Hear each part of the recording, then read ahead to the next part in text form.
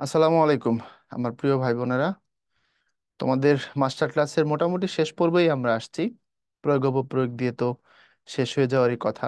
15 লেকচারের 14তম লেকচারে আমরা আজকে আছি।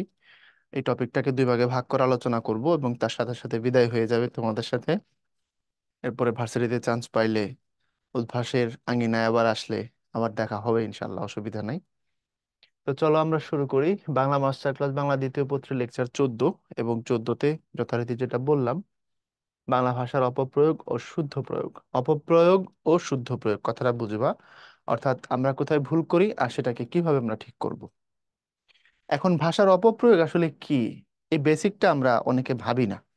আর না ভাইবা বই টই নিয়ে সমানে পড়া শুরু করে দিই, বুঝতেই চাই না আসলে প্রবলেমটা কি। তুমি যদি রোগ ডায়াগনোসিস না করতে পারো, তো চিকিৎসাটা কই দিবা? তোমাকে জানতে হবে না প্রবলেমটা কি। তো আসল প্রবলেম, আসলে এই জায়গায় আসলে সমস্যাটা বলতে কি বোঝায়, বোঝায় হলো আমরা যখন কথা বলি, গ্রামাটিক্যাল অ্যাঙ্গেলে দেখলে অনেক সময় তুমি বুঝতে পারবা যে কথার মধ্যে ভুল আছে। কিন্তু আমরা বলে যাচ্ছি, হয়তো কাজ চলতেছে, মানুষ আমার কথা বুঝতেছে, কমিউনিকেশন হচ্ছে বা করতে পারতেছি, বাট কথার মধ্যে ভুল আছে। ভুল যে আছে এটা আমরা বুঝতেছি না। কেমন, আসো বুঝাই দিচ্ছি ব্যাপারটা। যেমন আমি বললাম যে তোমার ওজন কত, আর তুমি উত্তরে বললা যে ভাই আমার ওজন হচ্ছে 75 কেজি। এখন 75 কেজি যে তুমি বললা, মানে কিলোগ্রাম, হ্যাঁ, 75 কিলোগ্রাম তুমি বলছো। এখন কথা হচ্ছে ওজনের একক কি? ওজনের একক হচ্ছে নিউটন। আর তুমি 75 কেজি যে বলছো, তো ভরের একক। তাহলে জানতে চাইলাম ওজন, তুমি বললা ভর, আমি সেটা বুঝেও নিলাম ওইভাবে। আমি যতটুকু জানি সায়েন্সের ক্ষুদ্র জ্ঞানে, ওজনের একক এবং বলের একক হচ্ছে নিউটন, আর ভরের একক হচ্ছে কিলোগ্রাম। কথা হচ্ছে আমরা এটা বলি কি বলি না, বলি। ডাক্তার প্রেসক্রিপশনে ও পাশে লিখে ওজন কত এত কেজি, দেখবা গেলে ওয়েট নেয়, এটা ওটা করে, তখন লিখে দেয় ওই জায়গায় হিস্ট্রিতে। দেখো প্রতিষ্ঠিত হয়ে গেছে না? কিন্তু জিনিসটা ভুল। জিনিসটা ভুল, প্রতিষ্ঠিত হয়ে গেছে, জিনিস ভুল। এটা 1 নম্বর কথা। আচ্ছা, এটা তো না হয় ভুল জিনিস, ভুলভাবে চলতেছে, আমার ভাষায় ঢুকে পড়ছে, আটকাই গেছে ওইভাবে। কারণ কথা যখন আমরা বলি, কথা বলার সময় কিন্তু আমরা প্রচুর ভুল বলি। যেমন দুরবস্থাকে দুরাবস্থা বলি, লজ্জাকরকে লজ্জাস্কর বলি। ধ্বনি পরিবর্তনের যত ঝামেলা আছে তা তো আছে, শব্দের গঠনগত অপপ্রয়োগ সেখানে তো আমরা করতেছি। বাচুম না আর বাচমু না, খেয়াল করে দেখো তো, আমি তোমারে ছাড়া বাচুম না এক জিনিস, আর আমি তোমারে ছাড়া বাচমু না আরেক জিনিস, খেয়াল করো। আমি তোমারে ছাড়া বাচুম না, আর আমি তোমারে ছাড়া বাচমু না। বুঝতেছো কথা? ওই যে তোমরা পড়ছো রিক্সা রিস্কা, পিশাচ পিচাস, লাফ ফাল। তাহলে বাচুম, বাচমু। এখানে দেখো চম, বাচুম চন নিচে হচ্ছে তোমার রস্যকার, আর এখানে হচ্ছে বাচমু মন নিচে রস্যকার। তাহলে এই ঘটনাগুলো আমরা কেন ঘটাই? আমরা ঘটাই হচ্ছে আমরা বুঝতে পারি না আমরা কি বলতেছি, শব্দের অর্থ কি দাঁড়াচ্ছে, না জানার ফলে, না বোঝার ফলে এই ঘটনাগুলো আমরা করছি। এগুলোর নাম অপপ্রয়োগ।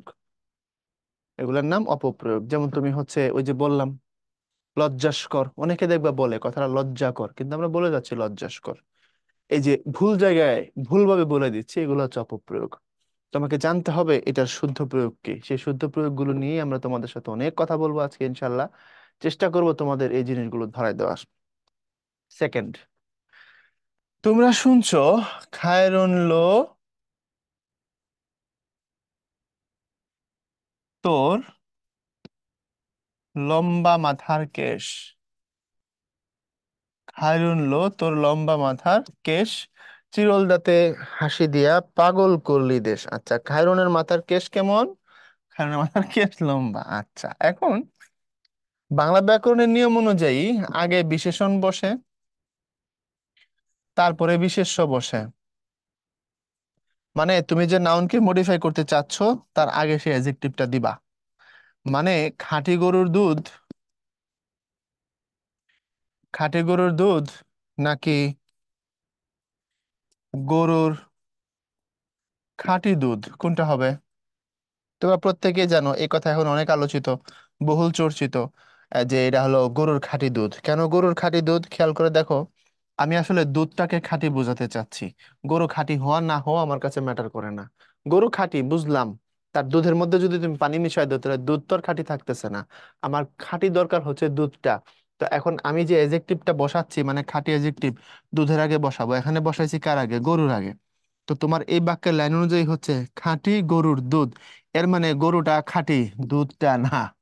হ্যাঁ, তুমি যদি বলো ভাইয়া আমি পুরোটা মিলে এটা কম্পাউন্ড নাউন হিসেবে নিচ্ছি, গরুর দুধ কম্পাউন্ড নাউন, একাধিক শব্দ মিলে একটা নাউন, সেটা আলাদা বিষয়, তখন হতে পারে। বাট তখন তো তোমার ব্যাখ্যা দেয়া লাগবে পাশে, সাইড নোট, যে আমি গরুর দুধকে কম্পাউন্ড নাউন হিসেবে গ্রহণ করছি। তো এত ঝামেলা করবে কি? এটা না করে তুমি এটা করে দাও, তুমি বলে দাও গরুর খাঁটি দুধ, তাইলে তো হয়ে যায়। তোমার দুধটা খাঁটি দরকার, গরুটা না। তাইলে যে খাঁটি, এটা হচ্ছে কি অ্যাডজেক্টিভ, প্লাস দুধটা হচ্ছে নাউন, তো আগে অ্যাডজেক্টিভ দিয়ে পরে নাউন দিতে হয়। মানে তুমি আগে বিশেষণ দিবা, দিয়ে বিশেষিত করবা, কাকে? বিশেষ্যকে করবা। এখন এই বাক্যে চোখ বড় বড় করে তাকায় দেখো ঘটনা কি ঘটাইছো। খায়রুন লো, তো লম্বা মাথার কেশ, এই হলো গিয়ে লম্বা, এটা অ্যাডজেক্টিভ। মাথা, এই হলো গিয়ে নাউন। এখন হিসাব করে দেখো তো, তুমি এই বাক্যে আসলে লম্বা বোঝাইছো হচ্ছে মাথাটাকে, ওই যে লম্বা মডিফাই করেছে মাথাকে, কারণ হলো তো লম্বা মাথার কেশ, মাথাটা লম্বা, কেশটা না। এখন কোনো মেয়ের মাথা যদি এরকম লম্বা হয়, তার মধ্যে যদি এরকম ছোট ছোট কেশ থাকে, তাহলে পরের লাইন কি সত্য? চিরল দাঁতে হাসি দিয়া পাগল করলি দেশ, সম্ভব না ভাই, আন্দাজি বলে লাভ নাই। তাইলে যেখানে বলতে হবে এটা, বলতে হবে তোর মাথার লম্বা কেশ, এই হচ্ছে গিয়ে উত্তর। এখন তুমি যখন তোর মাথার লম্বা কেশ বলবা, তখন এই লম্বা, এটা হচ্ছে গিয়ে অ্যাডজেক্টিভ, প্লাস কেশ, এটা হচ্ছে গিয়ে নাউন। কথা বুঝতে পারছো? এবার ঠিক আছে, কারণ তুমি এখানে লম্বা বলতে কেশ বোঝাচ্ছ, তুমি লম্বা বলতে মাথা বোঝাতে চাওনি, যেহেতু মাথা বোঝাতে চাওনি, কেশ বোঝাতে চাইছো, দ্যাট ইজ হোয়াই কথাটা এরকম হবে। এটাই হচ্ছে বাস্তব, এটাই হচ্ছে যথার্থ, উহাই সঠিক। কথা ক্লিয়ার? কারণ লো, তোর মাথার লম্বা কেশ, নট লম্বা মাথার কেশ। কিন্তু আমরা তো এটাকে নিয়ে নিছি। হ্যাঁ, এখন তুমি বলতে পারো ভাইয়া সাহিত্যে সব ঠিক আছে, এটা হচ্ছে তো গান, একটা গীতি, গীতিকার যেভাবে লিখছে ঠিক আছে। হ্যাঁ, আমি গীতিকার যেভাবে লিখছে সাহিত্যের ফতোয়া থেকে বলে দিলাম ঠিক আছে, বাট গ্রামাটিক্যাল জায়গা ধরলে এখানে এরকম একটা ভুল পাওয়া যায়, সেটা তোমার বোঝানোর জন্য বলছি। ইনফ্যাক্ট উনি যদি এভাবে না বলে এরকম করে বলতেন, তাহলে তো সমস্যা হইতো না, মাত্রা সমস্যা হইতো না, পড়তেও সমস্যা হইতো না, গাইতেও সমস্যা হইতো না। কারণ লো তোর লম্বা মাথার কেশ, কারণ লো তোর মাথার লম্বা কেশ, ঠিকই তো আছে, কমও না বেশিও না। কিন্তু আমরা করছি না, কেন করছি না কে জানে। কারণ আমাদের সিনেমা ইন্ডাস্ট্রি এমন এক জায়গায় গেছে, জায়েদ খানের মতো লোক নিজের স্টার দাবি করে সমানে ডিগবাজি দিচ্ছে, হিরো আলম নিজের সিনেমার নায়ক দেখাচ্ছে। তো আমাদের ইন্ডাস্ট্রির অবস্থা খারাপ, এখানে কে যে বসে আছে উপরের দিকে কে জানে। তোমরা সাকিব খানের সেই বিখ্যাত ডায়লগ, বিভিন্ন জায়গায় মিম বানানো হইতো সাকিবের একটা ডায়লগ, তোমরা দেখছো কিনা? সাকিব আর মিশার মধ্যে কথোপকথন হচ্ছে, তো মিশা সওদাগর সাকিবকে বলছে, আরে ও জানে না ও সুন্দরবনের বাঘের সামনে দাঁড়িয়ে কথা বলছে। তখন সাকিব বলতেছে, তোর বোধহয় জানা নেই, সুন্দরবনে খালি বাঘ থাকে না, সিংহও থাকে। আমি এটা দেখার পরে তো আমি তো স্টাক, করছে কি, কামডা করছে কি? ভিলেন বলতেছে, আরে ও বোধহয় জানে না ও সুন্দরবনের বাঘের সামনে দাঁড়িয়ে কথা বলছে। নায়ক পাল্টা উত্তর দিচ্ছে, তোর বোধহয় জানা নেই, সুন্দরবন এখানে বাঘ না, সিংহও থাকে। এখন কথা হইলো, এই যে তাদের মধ্যে কথোপকথন হচ্ছে কি নিয়া? কথোপকথন হচ্ছে সুন্দরবন নিয়া।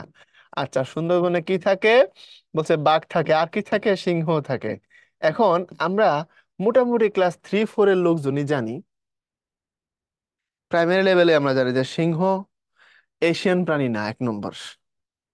পুরা এশিয়াতে সিংহের কোনো আবাসস্থল নাই। আমরা চিড়িয়াখানায় নিয়ে এসে তারা বন্দি করে রাখছি দেখানোর জন্য। এটা মূলত আফ্রিকান প্রাণী, থাকে ওই জায়গায়। জিরাফ আফ্রিকান প্রাণী। উট যেরকম মিডল ইস্টের প্রাণী বা মরুভূমির প্রাণী, ওরকম আর কি। সিংহ মূলত আফ্রিকান একটা অ্যানিমাল।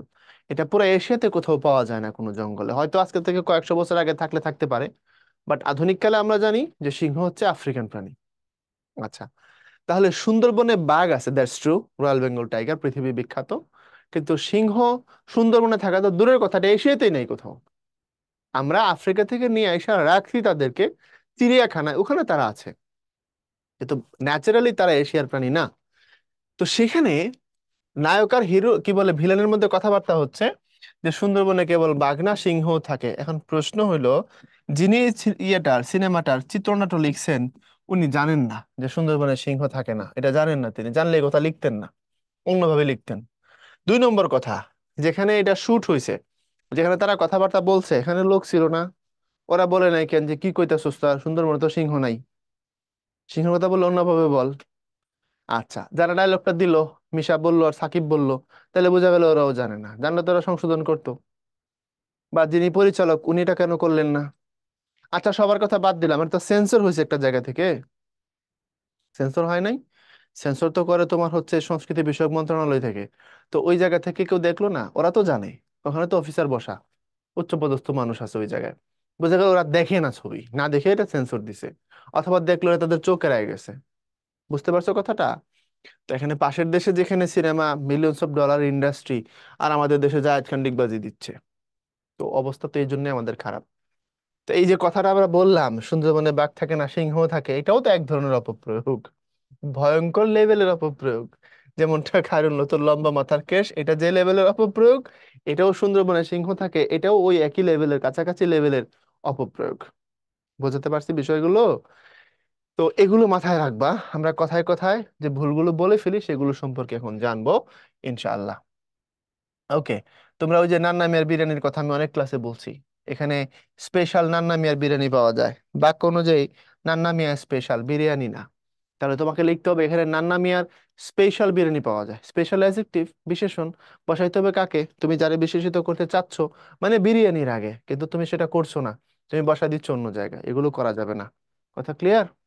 আসো তারপরের অংশে চলে যাচ্ছি। প্রশ্ন কেমন আসছে দেখো। প্রশ্ন তো এখান থেকে সব সময় আসে, সব বাদ গেলে এই টপিক বাদ যাবে না, কারণ এখানে তোমার ল্যাং দেওয়া সহজ, কখনোই বাদ যাবে না। তোমার সিলেবাসের 6টা টপিক থেকে হতে পারে যে 6টা থেকে কোনো একটা জায়গা থেকে কোশ্চেন করে নাই, অ্যাডমিশনে হতে পারে, কিন্তু এটা বাদ যাবে না। কারণ এটার মধ্যে অনেক কিছু আছে, বানান শুদ্ধ এটার অন্তর্ভুক্ত, বাক্য শুদ্ধ এটার অন্তর্ভুক্ত, আবার শব্দের অপপ্রয়োগ, গঠনগত অপপ্রয়োগ, এটা একই জায়গায় এটা। বুঝতে পারছো? তুমি দুরবস্থাকে দুরাবস্থা বললা, বানান এবং শব্দের গঠনগত অপপ্রয়োগে পড়লো এটা। অথবা সমীচীন বানান ভুল হয়ে গেল, ধরো এটা, এটাও এখানে পড়ে বানান বানান গঠিত অপপ্রয়োগে। আবার ধরো তুমি হচ্ছে বাক্য তৈরি করলা ভুলভাবে, এটাও তো এখানেই পড়ে বাক্য শুদ্ধির জায়গাটা। আবার শব্দ তৈরি করতে গিয়ে শব্দটা ভুল লিখছো, তুমি আয়ত্তে আছে না বলে আয়ত্তাধীন আছে লিখছো, বানানগত দিক থেকে ঠিক আছে, বাট শব্দের অর্থগত জায়গায় ঝামেলা হয়েছে। বুঝছো? সো কারেকশন মানে এমন একটা জায়গা, সমস্ত ভুলভাল সব এখানে এসে এটার অন্তর্ভুক্ত আছে। এই জন্য এটার যেহেতু এরিয়াটা খুব হিউজ, খুব ম্যাসিভ, তো এটার বাইরে কোনো কিছু নাই। আসো আমরা দেখছি এখানে 17 18, 17 18, লাস্টে 18 19, 19 20, 18 19 22 23, 21 22 22 23, 17 18 21 22 19 20, 18 19, 17 18 ঢাকা বিশ্ববিদ্যালয়ের বি, 22 23 21 22 19 20, 18 19 17 18, আর না হয় পিছনে না গেলাম। ঢাকা বিশ্ববিদ্যালয়ের এ, 22 23 21 22, তারপরে 20 21 19 20। কি একটা অবস্থা! কথা বুঝতে পারছো? সুতরাং ভাই, এটাকে আমি আবারও বলছি, তোমার সর্বোচ্চ সিরিয়াসনেস দিয়ে সর্বোচ্চ শক্তি দিয়ে এটাকে পড়ো। কোশ্চেন একটা কমন, কপাল যদি ভালো থাকে হতে পারে তোমার ক্লাস থেকে হুবহু কমন পড়ে যাবে। আমরা চেষ্টা করবো 2 ক্লাসে বিস্তারিত পড়ানোর। কিছু বহুল প্রচলিত শব্দের অপপ্রয়োগ, অশ্রু জল, দেখো এই অশ্রু শব্দের অর্থ হচ্ছে চোখের জল। সো তুমি যখন অশ্রু বলবা তার ভিতরে জল আছে, তখন আর আলাদা করে জল বলার দরকার নাই। তবে হ্যাঁ, কবিতার ক্ষেত্রে আমি আবার বলছি, সাহিত্যের ক্ষেত্রে এত তো সিস্টেম ধরা হয় না। যেমন ভাষায় পাকা দাড়ি গবু অশ্রু জলে, হবুচন্দ্র রাজার গবুচন্দ্র মন্ত্রী জুতা আবিষ্কার, কবিতা 9 10 পড়ছো না? ওখানে বলছে যে যখন রাজা বলছে যে আমার পায়ে ধুলা লাগবে কেন, যদি সলভ করতে না পারো কল্লা কেটে হালাই দিব, তখন মন্ত্রীর ঘুম নষ্ট হয়ে গেছে যে আমি যদি এটা সমাধান করতে না পারি তাহলে তো আমি শেষ। তখন সে কান্না করতে করতে দাড়ি টাড়ি ভাসায় ফেলছে। বুঝছো? ওই জায়গায় একটা কথা আছে যে ভাষায় পাকা দাড়ি অশ্রু জলে। তো এরকম তুমি সাহিত্যে এটার প্রয়োগ অ্যাভেলেবল জায়গায় পাবা। এটা হতে পারে কিন্তু ব্যাকরণে হবে না, করা যাবে না। তাহলে তুমি অশ্রুজল না বলে এরকম বলতে পারো, অশ্রুতে চোখ ভেসে গেল, অথবা চোখের জলে বুক ভেসে গেল বলতে পারো। কিন্তু তুমি যদি বলো অশ্রু জলে বুক ভেসে গেল, এটা ভুল হবে। বুঝতে পারছো? So, অশ্রু জল বলা যাবে না, এরকম করে বুঝে নিতে হবে। এরপরে অজ্ঞানতা, খুব খেয়াল করো, এই অজ্ঞানতা শব্দটা ঠিক আছে, কিন্তু এটার প্রয়োগ নিয়ে ঝামেলা হইতে পারে। প্রয়োগটা বুঝতে হবে তোমার কিভাবে, দেখো। আমরা যখন বলি সে অজ্ঞান, অজ্ঞান মানে হচ্ছে সে সেন্সলেস। খুব খেয়াল করো, সেন্স লেস, আচ্ছা। অজ্ঞানতা, তাহলে সেন্সলেস নেস, এটা অজ্ঞানতা। এখন অজ্ঞানতা কথাটা যদি এমন বলো যে, ধরো আমার কথা দেখো, আমি কোয়ান্টাম মেকানিক্স জানি না। বেসিক্যালি আমি এসএসসি পর্যন্ত সায়েন্স পড়ছি, এইচএসসি তে সায়েন্স পড়ি নাই, আর্টস পড়ছি। তারপরে অনার্স মাস্টার্স রাষ্ট্রবিজ্ঞানে পড়ছি। তো আমার তো ওই জায়গাগুলো জানার কথা না। তা আমি বললাম যে কোয়ান্টাম মেকানিক্স সম্পর্কে আমার অজ্ঞানতা সবাই জানে। খুব খেয়াল করবা, কোয়ান্টাম মেকানিক্স সম্পর্কে আমার অজ্ঞানতা সবাই জানে, কথাটা ভুল। আমি এটা বলতে পারি, কোয়ান্টাম মেকানিক্স সম্পর্কে আমার অজ্ঞতা সবাই জানে। অজ্ঞতা মানে আমার এখানে নলেজ নাই, ল্যাক অফ নলেজ। আর অজ্ঞানতা মানে জ্ঞান হারায় ফেলা। যেমন ধরো আমি বললাম যে মৃগী রোগীদের জন্য অজ্ঞানতা একটা কমন বিষয়।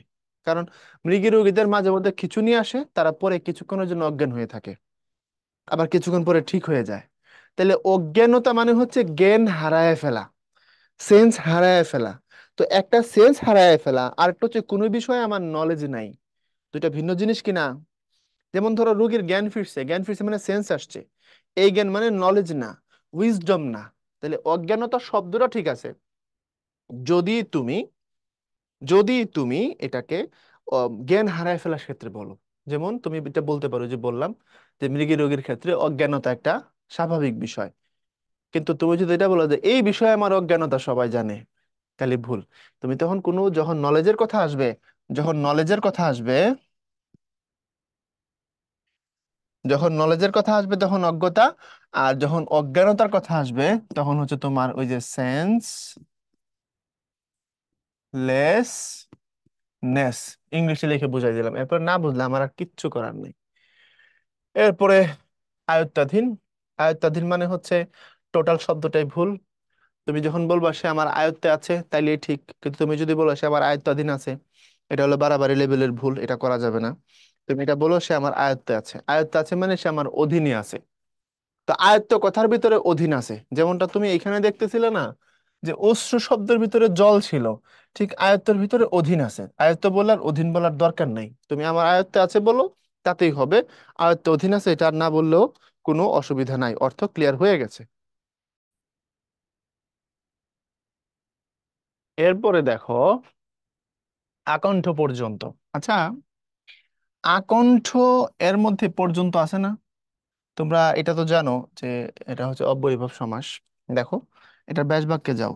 ব্যাস বাক্য হলো কণ্ঠ পর্যন্ত। তো কণ্ঠ পর্যন্তকে যখন তুমি সমস্ত বোধ করবা তখন হবে হচ্ছে আকণ্ঠ। কণ্ঠ পর্যন্ত মানে হচ্ছে আকণ্ঠ। তাহলে আকণ্ঠ শব্দের ভিতরে পর্যন্ত আছে, এই জন্য তোমার আর আকণ্ঠ বললে পর্যন্ত বলার দরকার নাই।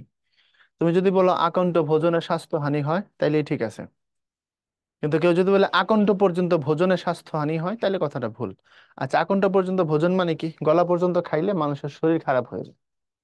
বুঝো না, বেশি করে খেলে, পেট ভরে খেলে মানুষ অসুস্থ হয়।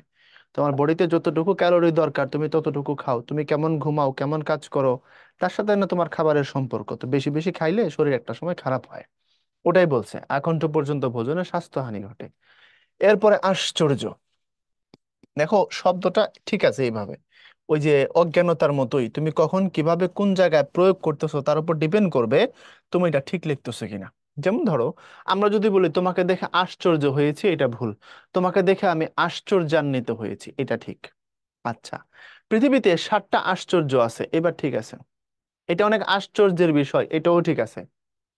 যেমন সে আমাকে আশ্চর্য করেছে, তখন ভুল, তখন বলতে হবে সে আমাকে আশ্চর্যান্বিত করেছে। অর্থাৎ আশ্চর্য জিনিস দেখলে আশ্চর্যান্বিত হয়। এবার ক্লিয়ার? আশ্চর্য জিনিস দেখলে আশ্চর্যান্বিত হয়। তো আমি যখন ফিলিংস এর উপরে নিয়ে আসবো তখন বলবো আশ্চর্যান্বিত হয়েছি। ও মা গো মা, তাহলে আমি আশ্চর্যান্বিত হয়েছি। কি দেখছি? কিছু একটা আশ্চর্য দেখছি। ক্লিয়ার? তো তোমাকে বুঝতে হবে যে শব্দটা কি এবং প্রয়োগটা কেমন হবে। তারপরে দেখো ইদানিং কালে, এটা আমরা এত বেশি ভুল করি যে ভুলটা এমন ভাবে আমার সাথে রিলেভেন্ট হয়ে গেছে, আমি এটা সিরিয়াসলি নিই না। যেমন ধরো, আহ আমি অনেক আমার বন্ধু বান্ধব কাছের মানুষকে বলতে শুনছি, সাপোজ ধরেন। আচ্ছা, সাপোজ হইলে আবার ধরবো কি? যেটা সাপোজ ওটাই তো ধরেন। আমরা বলি না, আচ্ছা মনে করেন এটা যদি আমি করি এরকম রেজাল্ট আসতে পারে। মনে করেন এই জায়গায় তুমি এরকম বলতে পারো, সাপোজ আমি যদি এটা করি এরকম রেজাল্ট আসতে পারে। হয় সাপোজ নয় মনে করেন, অথবা হয় সাপোজ নয় ধরেন। তো তুমি যদি দুটোই মেরে দাও, সাপোজ ধরেন, এটা কেমন কথা? ওটা যেমন ভুল, এটাও এমন ভুল কেন? এই ইদানিং কাল দেখো, এই ইদানিং মানে হচ্ছে সাম্প্রতিক কাল। ইদানিং মানে সাম্প্রতিক কাল, এর মানে ইদানিং শব্দের ভিতরে কাল আছে। তুমি ইদানিং বললে আর কাল বলার দরকার নাই। ওই যে পরীক্ষা চলাকালীন বিরক্ত করবেন না, আর পরীক্ষা চলাকালীন সময় বিরক্ত করবেন না, এই যে দেখো, একটা হচ্ছে পরীক্ষা চলাকালীন বিরক্ত করবেন না, আরেকটা হচ্ছে পরীক্ষা চলাকালীন সময়। দেখো, তোমার বুঝে ফেলা উচিত, চলাকালীন সময় বলা যাবে না, কারণ কালের মধ্যে তো সময় আছে, তুমি আবার সময় ঢুকেছো কেন এই জায়গায়? কেন বললা? এটা ভুল না? তোমাকে বলতে হবে পরীক্ষা চলাকালীন বিরক্ত করবেন না, তাহলে কথা ঠিক আছে। ওইটাও এরকমই, ইদানিং কথাটার মধ্যে কাল কথাটা যুক্ত আছে, সো ইদানিং বললে কাল বলার দরকার নাই। তুমি এটা বলো যে ইদানিং আমরা মানুষের মধ্যে বেশি যান্ত্রিক হয়ে যাওয়ার প্রবণতা লক্ষ্য করছি। কথা সুন্দর। কিন্তু তুমি যদি বলো ইদানিং কালে আমরা এটা লক্ষ্য করছি, তাহলে কথাটা ভুল। ওকে। এরপরে জন্মবার্ষিকী, এটা বললো অনেকে আমার বিপক্ষে চলে যাবে এখন, বলবে ভাইয়া কালকে না আমি উইশ করলাম একজনকে এরকম লেখা। হ ভাই, লিখছো, কিছু করার নাই, ভুল লিখছিলা। জন্ম বার্ষিকী বলতে কোনো কথা আমাদের ভাষায় নাই। কথাটা হলো জন্ম বার্ষিক। ভাইয়া কেন জন্ম বার্ষিক? কারণ তুমি যে একটা ই প্রত্যয় শেষে যুক্ত করছো, লেডিস প্রত্যয়টা, এটা অনেক লেডিস বোঝানোর জন্য ব্যবহার করা হয়। পুরুষ থেকে নারীবাচক করার ক্ষেত্রে অনেক সময় ইর ব্যবহার আছে, নির ব্যবহার আছে, ইনির ব্যবহার আছে। তো সেই জায়গায় আমি এটাকে নাম দিছি লেডিস প্রত্যয়। তো কথাটা জন্ম বার্ষিক, বিবাহ বার্ষিক, প্রতিষ্ঠা বার্ষিক, কিন্তু আমরা লিখতেছি প্রতিষ্ঠা বার্ষিকী, বিবাহ বার্ষিকী, জন্ম বার্ষিকী না। আমি আমার দুই বন্ধু, এক বন্ধুকে দেখলাম কিছুক্ষণ আগে, আমি আমার ওই যে তোমাদের হোস্ট ভাইয়ের সাথে আলোচনা করতেছিলাম যে ভাই, এরা বিয়ে করছে, সুখে আছে, ভালো আছে, একই সাথে থাকে, তারা এমন না জামাই বিদেশে থাকে, সংসার করছে, কিন্তু তারা একে অপরকে ফেসবুকে বিবাহ বার্ষিকী শুভেচ্ছা জানাচ্ছে। এটা কেমন কথা ভাই? তোমার কি পার্সোনালি নিও না, মতামত প্রকাশ করার তো সবার রাইট আছে নাকি? আমরা সংসার করছি, বাচ্চা কাচ্চা আছে দুইটা, তো দুজন দুজনকে উইশ করব, ভেরি সিম্পল। ঘুরতে যাব, খাইতে যাব, ক্যান্ডেল ডিনার করব, কিন্তু আমি ফেসবুকে তার উইশ করতেছি, সে এখানে বসে ফেসবুকে আমাকে উইশ করতেছে। ভাই আমি এটার না অর্থ খুঁজে পাইনি। ভালো কি মন্দ আমি বলছি না, আমি বলছি আমি অর্থ খুঁজে পাচ্ছি না। আমরা একই বাসায় থাকি, একই বিছানায় ঘুমাই, অথচ ফেসবুকে একে অপরকে বিবাহ বার্ষিকীর উইশ করছি। কেমন জানি বিষয়টা খুব যান্ত্রিক লাগে না? কেমন জানি খুব নিষ্প্রাণ বলে মনে হয়। দেখো, একটা সময় যখন এসব ছিল না, আমরা আমাদের ইমোশন খুব জ্যান্ত ছিল, আর এখন এসব আইসা খুব ঝামেলা হয়েছে। তো জন্ম বার্ষিক, এটাই সত্য, জন্ম বার্ষিকী ভুল। বিবাহ বার্ষিক, এটাই সত্য, বিবাহ বার্ষিকী ভুল। প্রতিষ্ঠা বার্ষিক, এটাই সত্য, প্রতিষ্ঠা বার্ষিকী ভুল। এরপরে শতাব্দী, একই রকম, লেডিস প্রত্যয়। খেয়াল করো, এই হলো শত, আর হলো অব্দ, সমান শতাব্দ। কথাটা শতাব্দ। আচ্ছা, তুমি যখন এটাকে সমাসে ব্যাস বাক্য লিখছো, এটা হচ্ছে দ্বিগু সমাস তাই না? তাহলে তখন তুমি লিখছো শত অব্দের সমাহার। তো শত অব্দের সমাহার মানে তো শতাব্দ। কথাটা এখানেও তো অব্দ, তুমি যখন সন্ধি করছো এখানেও তো অব্দ। তো এখানে কই থেকে অব্দি আসে? না, অব্দি আসবে না, কথাটা ভুল। তোমাকে ওই দীর্ঘ ইকারটাকে মাইনাস করতে হবে, কথাটা হবে শতাব্দ। 1 শতাব্দ বছর তোমাকে দেখি না, এটা বলতে পারো। 1 শতাব্দী তোমাকে দেখি না, কথাটা ভুল। মহাদেব সাহার একটা বিখ্যাত কবিতা আছে, মহাদেব শাহ অথবা নির্মলেন্দু গুণের, 1 কোটি বছর তোমাকে দেখি না। এখন তুমি বলতে পারো ভাই, মানুষকে 1 কোটি বছর বাঁচে, এই কবিতা তোমার জন্য না, এটা ইমোশনের ব্যাপার, তো এটা কি বুঝোস? তারপরে দেখো, বিদেহী আত্মা, এটা ভুল। বিদেহী আত্মা বলতে কোনো কথা হয় না, বিদেহ আত্মা। বিদেহ বা বিদেহী কথাটা কিভাবে আসছে? দেহ থেকে মুক্ত হয়ে গেলে তারে বিদেহ বলে। বুঝতে পারো নাই? এই যে বিদেহ। বাই দ্য ওয়ে, তোমরা বিদেশ মানে কি, বিদেশ মানে কি বুঝো?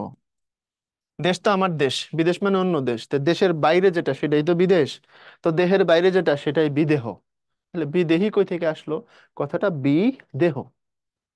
আমাদের স্যার, জহির স্যার, আমার হাই স্কুলের বাংলা টিচার, স্যার এই জিনিসগুলো আমাদের তখন শিখিয়েছে, তখনই শিখছি আমরা যে এটা ভুল।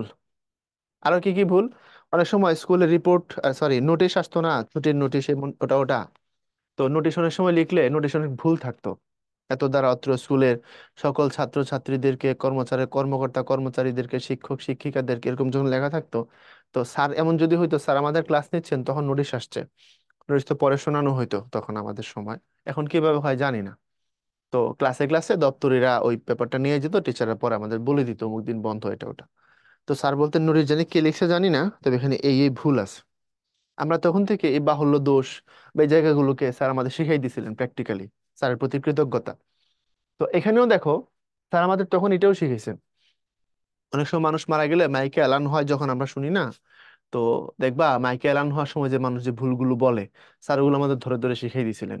যেমন ধরো আমরা মানুষ মারা গেলে বলি যে আহ, মরহুমের বিদেহী আত্মার মাগফেরাত কামনা করুন, জানাজার নামাজে গিয়ে এটা বলি। তো মরহুমের বিদেহী আত্মার মাগফিরাত নয়, বিদেহ আত্মা।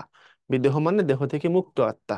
দ্বিতীয় কথা হচ্ছে, খেয়াল করে দেখো, জানাজার নামাজ না কথাটা, নামাজে জানাজা। তো আমরা বলে ফেলি আচ্ছা। তারপরে অনেক সময় অনুষ্ঠিত হবে, জানাজা কোথায় হবে এটা বলতে গিয়ে বলা হয় অমুক মসজিদ মাঠ প্রাঙ্গণে। খেয়াল করে দেখো কথাগুলো আছে, মসজিদ মাঠ প্রাঙ্গণে, খেলার মাঠ প্রাঙ্গণে, ঈদগার মাঠ প্রাঙ্গণে। আচ্ছা, যেটা মাঠ সেটাই তো প্রাঙ্গণ। প্রাঙ্গণ মানে উঠান, মাঠ, অথবা কোনো ভবন সংশ্লিষ্ট খোলা জায়গা। তাহলে বুঝে থাকলে বলো, তুমি মাঠ বললে তো প্রাঙ্গণ বলার দরকার নেই, একই তো জিনিস। তাইলে এই জায়গাগুলো ভুল, এগুলো বলা যাবে না। তো কথাটা বিদেহী নয়, কথাটা বিদেহ। এরপরে জন্ম জয়ন্তী। তো জন্ম জয়ন্তীটা দেখো, এটা যে কত বড় ভুল। এবং বিভিন্ন সরকারি নোটিশ থেকে শুরু করে সব জায়গায় আমি এটাকে দেখি, আমার চোখে পড়ে। এই জয়ন্তী শব্দটা হচ্ছে এটা, এটাকে ভাঙলে হলো জয়ের জন্য যে উৎসব। এই জয়ের জন্য যে উৎসব, তার এক কথায় বলা হয় জয়ন্তী। আচ্ছা, এখন বুঝে থাকলে বলো, জয়ন্তী মানে হচ্ছে জয়ের জন্য যে উৎসব। তার সাথে জন্মের সম্পর্ক কি? জন্ম কি এমন বেশি উইনিং, এমন বেশি জয়? জন্ম তো মানে বাঁশ পৃথিবীতে। একটা ছোট্ট ভিডিওতে দেখলাম, ওয়েলকাম টু লাইফ, একটা ছোট্ট মনে হয় 1.5 বছরের বাচ্চা পায়ে মোজা পরার ব্যাপক চেষ্টা করতেছে। তো শেষমেশ পড়তে না পাইরা মোজা ফালাই দিয়ে ইচ্ছা মতো সে রাগ করে ঘুরলো। তো জন্ম হয়ে পৃথিবীতে এসে আছে বেকায়দায়। জন্ম তো এখানে জয়ন্তী হওয়ার মতো কিছু না, যদি আমরা লাইফের ফেলাসি থেকে দেখি আর কি। তো জয়ন্তী কথাটা জয়ের সাথে সম্পর্কিত। তুমি এটা অন্যভাবে বলো, স্বাধীনতার সুবর্ণ জয়ন্তী। হ্যাঁ, একদম মাশাল্লাহ প্রয়োগ। আমরা স্বাধীন হয়েছি, তার 50 বছর পূর্ণ হয়েছে। তো এই যে 25 বছর হইলে রৌপ্য জয়ন্তী বলে, 50 বছর হইলে তার সুবর্ণ জয়ন্তী বা স্বর্ণ জয়ন্তী বলে, তারপরে 60 বছরে হীরক জয়ন্তী বলে, 75-এ প্লাটিনাম বলে, তাই না? 100 বছর হলে বলে গোল্ডেন জুবিলি। জানি আমরা এগুলো। তো 50 বছরের জন্য যে আমরা বললাম, এই যে কদিন আগে পালন করলাম স্বাধীনতার সুবর্ণ জয়ন্তী, ওইটা ঠিক আছে, কারণ ওটা জয়ের জন্য উৎসবটা। জয়ন্তীতে জয় থাকবে, স্বাধীনতা একটা জয়ের ব্যাপার।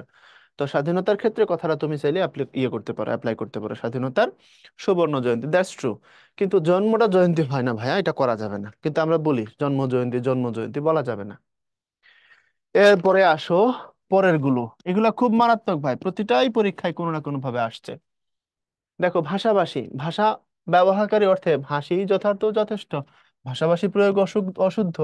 দেখো এই ভাষাভাষী মানে কি? ভাষা ব্যবহার করে, যেমন আমরা বললাম বাংলা ভাষা ভাষী মানুষ 30 কোটি। আচ্ছা, এই যে বললাম ভাষাভাষী মানে ভাষা ব্যবহারকারী, কথাটা ভুল। বাংলা ভাষী মানুষ তাইলেই হয়ে যায়, ভাষী মানেই ভাষা ব্যবহারকারী। তো তুমি ভাষাভাষী বলার দরকার নাই। এরপরে সাহিত্য, কথা ঠিক আছে, কিন্তু কোন জায়গায় কেমনে বলতেছো সেটার উপর ডিপেন্ড করে।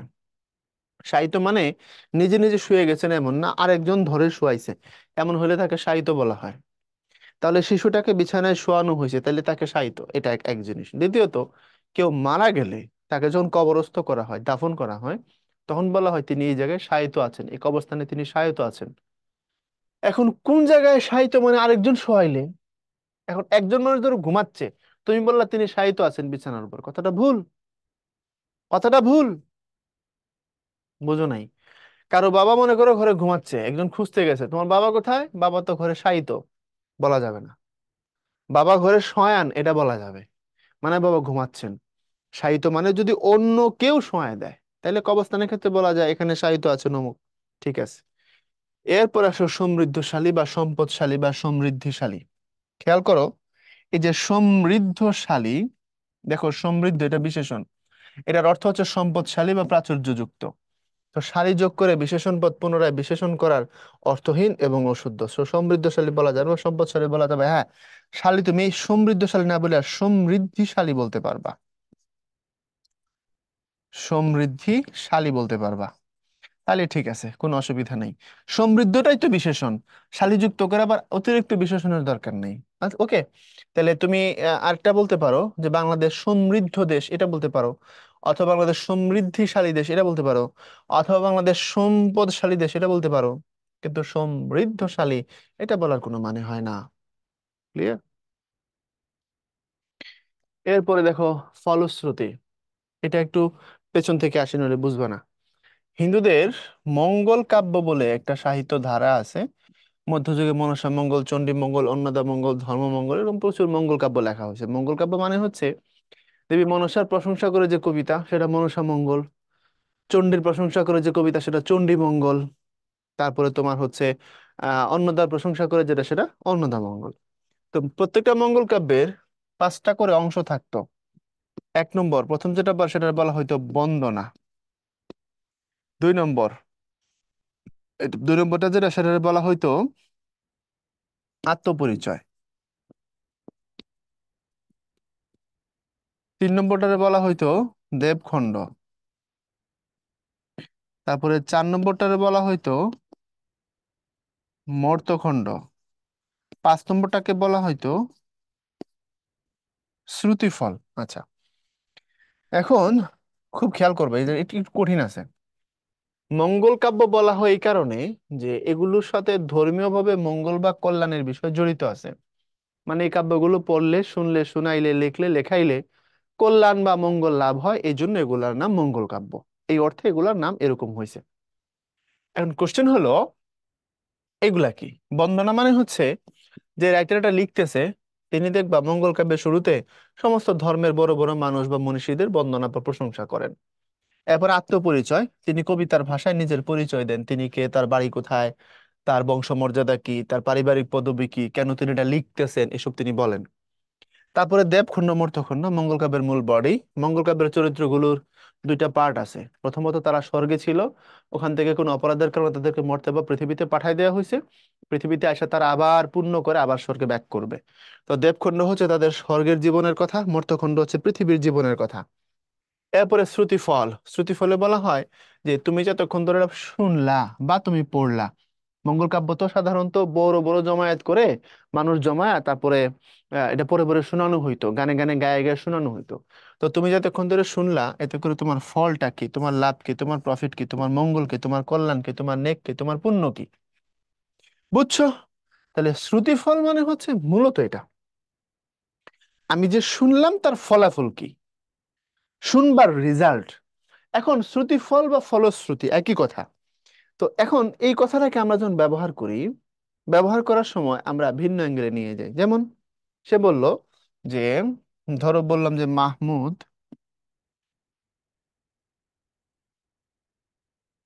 পড়াশোনা করেছে, ফলশ্রুতিতে সে পাশ করেছে। খুব খেয়াল, ফলশ্রুতিতে সে কি করেছে? সে পাশ করেছে। আচ্ছা, এখন দেখো ফল আর শ্রুতি, ফল মানে তো রেজাল্ট, শ্রুতি মানে তো শ্রবণ। এখানে ফলশ্রুতি বললে কান দিয়া শুনবার একটা বিষয় এখানে জড়িত আছে। এখন মাহমুদ যে পড়াশোনা করছে, ফলশ্রুতিতে সে পাশ করছে না ফলে সে পাশ করছে? এখন তুমি বলো, তোমার কমন সেন্স কি বলে? তুমি তো বাচ্চা মানুষ। ফলশ্রুতি হবে কি ভাইয়া এখানে? না ভাইয়া, মাহমুদ পড়াশোনা করেছে, ফলে সে পাশ করেছে। কই ফলে আর কই ফলশ্রুতিতে? ফলে মানে হচ্ছে এজ এ রেজাল্ট, আর ফলশ্রুতি মানে as a result of listening. তো কোন জায়গায় এজ এ রেজাল্ট আর কোথায় কি বলে as a result of listening? কই ইন্দিরা গান্ধী আর কই দাউদ কান্দি, মিললো কি? মিললো না। সুতরাং এই জায়গাগুলো একটু মাথায় রাখবা, যখন যা ইচ্ছা তখন তাই বলে দেয়া যায় না। এরপরে এখানে এক, দুই, তিন, চার, পাঁচ, এই চারটা স্লাইড, এটা তুমি যত কষ্টই হোক মুখস্থ করবা। তারপরে পরের 15 নম্বর লেকচারেও ভাইয়া এরকম আরো কয়েকটা স্লাইড তোমাদের দেখাবো, যত কষ্টই হোক এগুলো মুখস্থ করবা।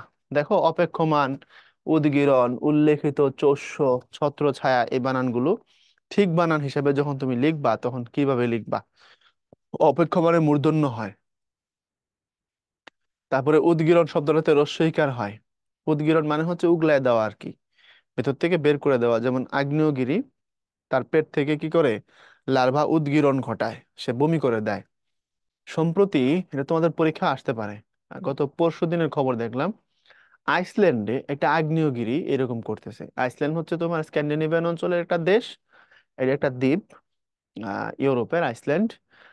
তো ওখানে একটা আগ্নেয়গিরি অতি সম্প্রতি ব্যাপক উদগীরণ, মানে আগুন লাফায় লাফায় বেরোচ্ছে ওখান থেকে। আগ্নেয়গিরিতে উদগীরণ শুরু হয়েছে। এটা তোমার সুপ্ত ছিল অনেক আগে। আগ্নেয়গিরি তো তিন রকমের হয়: সুপ্ত, সক্রিয়, মৃত। মৃত মানে কোনোদিন আর কিছু হবে না এটা দিয়ে। আর সুপ্ত মানে একসময় হয়েছিল, যে কোনো সময় আবার হতে পারে। আর সক্রিয় মানে যেটা এখন চলছে। তো এটা সুপ্ত ছিল, এখন সক্রিয় হয়েছে, এই হলো উদগীরণ, ভেতর থেকে বের করে দিলে। এরপরে উল্লেখিত। এটা উল্লেখিত না, এটা উল্লিখিত। কেন উল্লিখিত? আসো তোমার ভাই একটু সন্ধি করে বুঝাই দিই, তাহলে তুমি সহজে বুঝতে পারবা। এই উল্লিখিত শব্দের সন্ধি হচ্ছে, ব্যঞ্জন সন্ধিতে পাবা, এ হচ্ছে উৎ যোগ লিখিত। এখন তুমি বলো তো, যে শব্দটা এখানে লিখিত, এটা এখানে লেখিত কেমনে হয়? বলো, তুমি বলো। এটা এটা আমার বোঝার দরকার নাই, তুমি বলো। এবং ব্যঞ্জন সন্ধির নিয়ম অনুযায়ী খণ্ডতের পরের ব্যঞ্জন ডাবল হয়। যেমন উৎ যোগ লাস, উল্লাস। উৎ যোগ ডিন, উড্ডিন। তো এখন এই খণ্ডতের পরে ডাবল হয়েছে ব্যঞ্জন, বুঝতে পারলাম, ল একটা ছিল আর দুইটা হয়ে যাবে, ঠিক আছে। কিন্তু এখানে তো কথাটা লিখিত। তো লিখিতটা এখানে লিখিত কেমনে হয়েছে? ভুল নয় কি? ভুল। এটা উল্লেখিত বলা যাবে না, বলতে হবে উল্লিখিত। এরপরে চোষ্য, আবার কি চুষ্য? চুষে খাচ্ছ, সো এটা চুষ্য। এখন তুমি আবার প্যাচ লাগাই দিও না। তাহলে ভাই আমারে বলেন তো, যে চুরি করে সে তো চুর হবার কথা, কিন্তু আপনারা তারে চোর বলেন। এটা আমারে জিজ্ঞেস করছ কেন? বাংলা একাডেমি জিজ্ঞেস কর। আমরা ব্রাহ্মণবাড়িয়ার লোকজন এসব মানি না, আমরা বলি যে চুরি করে সে চুর। এই চুর চুর চুর এমন বলি আমরা। যাই হোক, ভাষাগত জায়গায় এখানে ব্যাখ্যা আছে। তো এখন চোষ্য না চুষ্য, যেটা চুষে খেতে হয়। তারপরে ছত্র ছায়া হয় না, ছত্র ছায়া হয়, এটা ব্যঞ্জন সন্ধির নিয়ম অনুযায়ী তোমার তরফলা, তারপরে পরের ব্যঞ্জন ডাবল হয়ে যায়। এক যুগ ছত্র, একচ্ছত্র, পরিযোগ ছেদ, পরিচ্ছেদ, ছত্র যোগ ছায়া, ছত্র ছায়া, ডাবল হয়ে যাবে। দেন প্রাণীবিদ্যা। এটা ভাইয়া তোমাদের বানানের টপিকে পড়াইছি, মনে করো। এটা মনে করো বানানের টপিকে পড়াইছি, এটা তোমাকে আমি পড়াইছি যে যেগুলো দীর্ঘইকার দিয়ে লেখা সেগুলো যদি লম্বা হয় তখন দীর্ঘইকারটা রস্বইকার হয়ে যাবে। অর্থাৎ এই হচ্ছে গিয়া মন্ত্রী। তারপরে তুমি যখন সভা করবা তখন এই মন্ত্রীটা রস্বইকারে লিখতে হবে, এই হলো মন্ত্রী। তারপরে সভা। তারপরে এই হলো গিয়া তোমার কৃতি। তুমি যখন এখানে ত দিবা তখন এটা কি হয়ে যাবে? সরি, তখন এটা হয়ে যাবে কৃতিত্ব। রস্বইকার যুক্ত হবে এখানে, এই কৃতিত্ব। ঠিক এখানে হলো গিয়া প্রাণী, এখানে হলো গিয়া ভাইয়া বিদ্যা। এবার যেটা যখন করবা তখন তোমাকে লিখতে হবে রস্বইকার দিয়ে, প্রাণীবিদ্যা। হ্যাঁ আমি মানছি প্রাণী কথা এটাই ঠিক, বাট প্রাণীবিদ্যার সময় রস্বইকার হবে। কিন্তু তিন জায়গায় পরিবর্তন হয় না: সতীত্ব, নারীত্ব, কুমারিত্ব। মনে করো, মনে করো, তিন জায়গায় পরিবর্তন নাই। উফ, তিন জায়গায় কি নাই? পরিবর্তন নাই। একটা হচ্ছে সতীত্ব, একটা হচ্ছে নারীত্ব, একটা হচ্ছে কুমারিত্ব। যেমন কুমারী বানানটাও দীর্ঘইকার, কুমারিত্বও দীর্ঘইকার। নারীও দীর্ঘইকার, নারীত্বও দীর্ঘইকার। সতী দীর্ঘইকার, সতীত্বও দীর্ঘইকার। এখানে এই সিস্টেম মানা হয় না। কেন? কারণ বানানের আরেকটা রুলে বলা আছে, যদি শব্দটা নারীবাচক হয় আর যদি সংস্কৃত হয় তখন সেখানে সব সময় দীর্ঘইকার হবে। খুব খেয়াল করো, যদি শব্দটা নারীবাচক হয় এবং যদি শব্দটা সংস্কৃত হয়, অলওয়েজ দীর্ঘইকার হবে। এখন বলো তো, সতী, নারী, কুমারী নারীবাচক শব্দ এবং এগুলো সংস্কৃত শব্দ, সুতরাং এখানে চাইলেও কি করা যাচ্ছে না? রস্বইকার প্রবর্তন করা যাচ্ছে না। ক্লিয়ার কথাটা? এই জন্য আমি ওখানে ব্যাখ্যা দিয়ে বলি সতীত্ব, নারীত্ব, কুমারিত্ব নষ্ট করা যাবে না, মানে নড়ানো যাবে না, যা আছে তাই থাকবে। বুঝেছো? এরপরে দেখো মনোকষ্ট। মনোকষ্ট এটা ভুল, কারণ সন্ধির পাঁচটা ফাংশন আছে। সন্ধিতে, তোমাদের সন্ধিতে বাইরে পড়াই রাখছি, দেখো বিস্তারিত পড়াইছি, দেখে আসো। প্রয়োজন এখন পজ দিয়ে সন্ধিতে গিয়ে বিসর্গ সন্ধির জায়গাটা পড়ে ভিডিওটা দেখবা। পাঁচটা ফাংশন: এক নম্বর, সন্ধিতে স হয়। যেমন নমস্কার, নমযোগকার নমস্কার, নমর পরে বিসর্গটা স হইছে, এটা একটা। তারপরে সন্ধিতে র হয়, সরি বিসর্গটা স হয়, বিসর্গটা র হয়। যেমন দুযুগ বার দুর্বার, দুযুগ যুগ দুর্যুগ। এবার বিসর্গটা ও হয়ে যাবে, যেমন সদ্যযোগ জাত, সদ্যজাত, তপযোগ বন, তপোবন, মনোযোগ যোগ মনোযোগ। তারপরে হচ্ছে তোমার বিসর্গটা বহাল থাকে, মানে বিসর্গ না নিতে পারবে না, যেমন আছে এমনই। এটা হচ্ছে মনোকষ্ট। এখানে তুমি সন্ধি করার সময় লিখবা এরকম, মনো বিসর্গ কষ্ট। লেখার সময় সন্ধিটা যা আছে রেখে দিতে হবে, শুধু প্লাসটা তুলে দিয়ে মনোকষ্ট লিখবা। ঠিক এরকম আরেকটা আছে অন্তস্থ, এটা সন্ধি করেও লাভ নাই, যা আছে তাই থেকে যায়, এটা ওই বানানটা।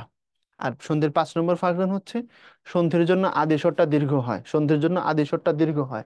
অর্থাৎ তুমি আদিস্বরটা লেখার সময় লিখছো এখানে নি যোগ রব, কিন্তু এখানে এসে লিখতে হবে দীর্ঘ ইকার দিয়ে, এই যে এরম লিখতে হবে নীরব। কথা বুঝতে পারছো? তারপর এখান থেকে লিখলা নি যোগ রোগ, কিন্তু এখন এই যে আদেশের রস্যই ছিল, এটাকে দীর্ঘ ইকার করে লিখতে হবে নিরোগ। ভাই এগুলো যে কত গুরুত্বপূর্ণ রুলস, আমি অনেক ডেপতে গিয়ে পড়াচ্ছি, এটা ডেপতে তোমার প্রয়োজন হয়ে গেছে, একটু কষ্ট করে মানায় নাও। তো এখন এটা হচ্ছে মনোকষ্ট, ওই রুল থেকে আসছে, যা আছে তাই রেখে দিতে হবে, চেঞ্জ করতে পারবে না। দেন মন্ত্রিসভা মন্ত্রী পরিষদ এরা ওই ওই রুলে পড়ছে, বলে দিছি। তারপরে শিরচ্ছেদ, এটা শিরচ্ছেদ, এ ছেদ মানে তো বিচ্ছেদ, বিচ্ছেদ মানসিক ছেদ। আর শিরশ্ছেদ ওই ছেদ মানে হচ্ছে কাইটা আলগা করে ফেলা, অঙ্গছেদ। একটা হচ্ছে হৃদয় ছেদ, একটা অঙ্গছেদ। তোদের হৃদয় ছেদ হইছে? না হলেও কদিন পরে হবে, কারণ তোদের তো অনেক তেল। তোর এখন কবি, আমি ইন্টার পাস করেছি, ভার্সিটি যাব, যাই প্রেম টেম করবি করে, তারপর হৃদয় ছেদ হয়ে যাবে। কথা বুঝোস নাই? তো হৃদয় ছেদ করিস না কিন্তু, এটা মাথায় রাখিস ভাই আমার, বিপদে পড়িস না। হৃদয় ছেদ করা যাবে না, ঠিক আছে? হৃদয় ছেদ মানে বিচ্ছেদ, অঙ্গছেদ মানে ছেদ। তো শিরশ্ছেদ মানে কি? হৃদয় কল্লা কাইটা গেছে গা, তো কল্লা কাইটা গেছে গা মানে তো তুমি শেষ। শিরচ্ছেদ হবে না, শিরশ্ছেদ হবে, একটা হৃদয় ছেদ একটা অঙ্গছেদ, ওকে? এরপরে আসো অতল স্পর্শী, অতল স্পর্শ। অতল স্পর্শী কথাটা মানে হচ্ছে যা অতলকে স্পর্শ করতে পারে, ওই অর্থে। কিন্তু ওই যে বললাম তোমার, এটা একটা লেডি প্রত্যয় আছে, লেডি প্রত্যয় এখানে আসবে না, অতল স্পর্শ হবে।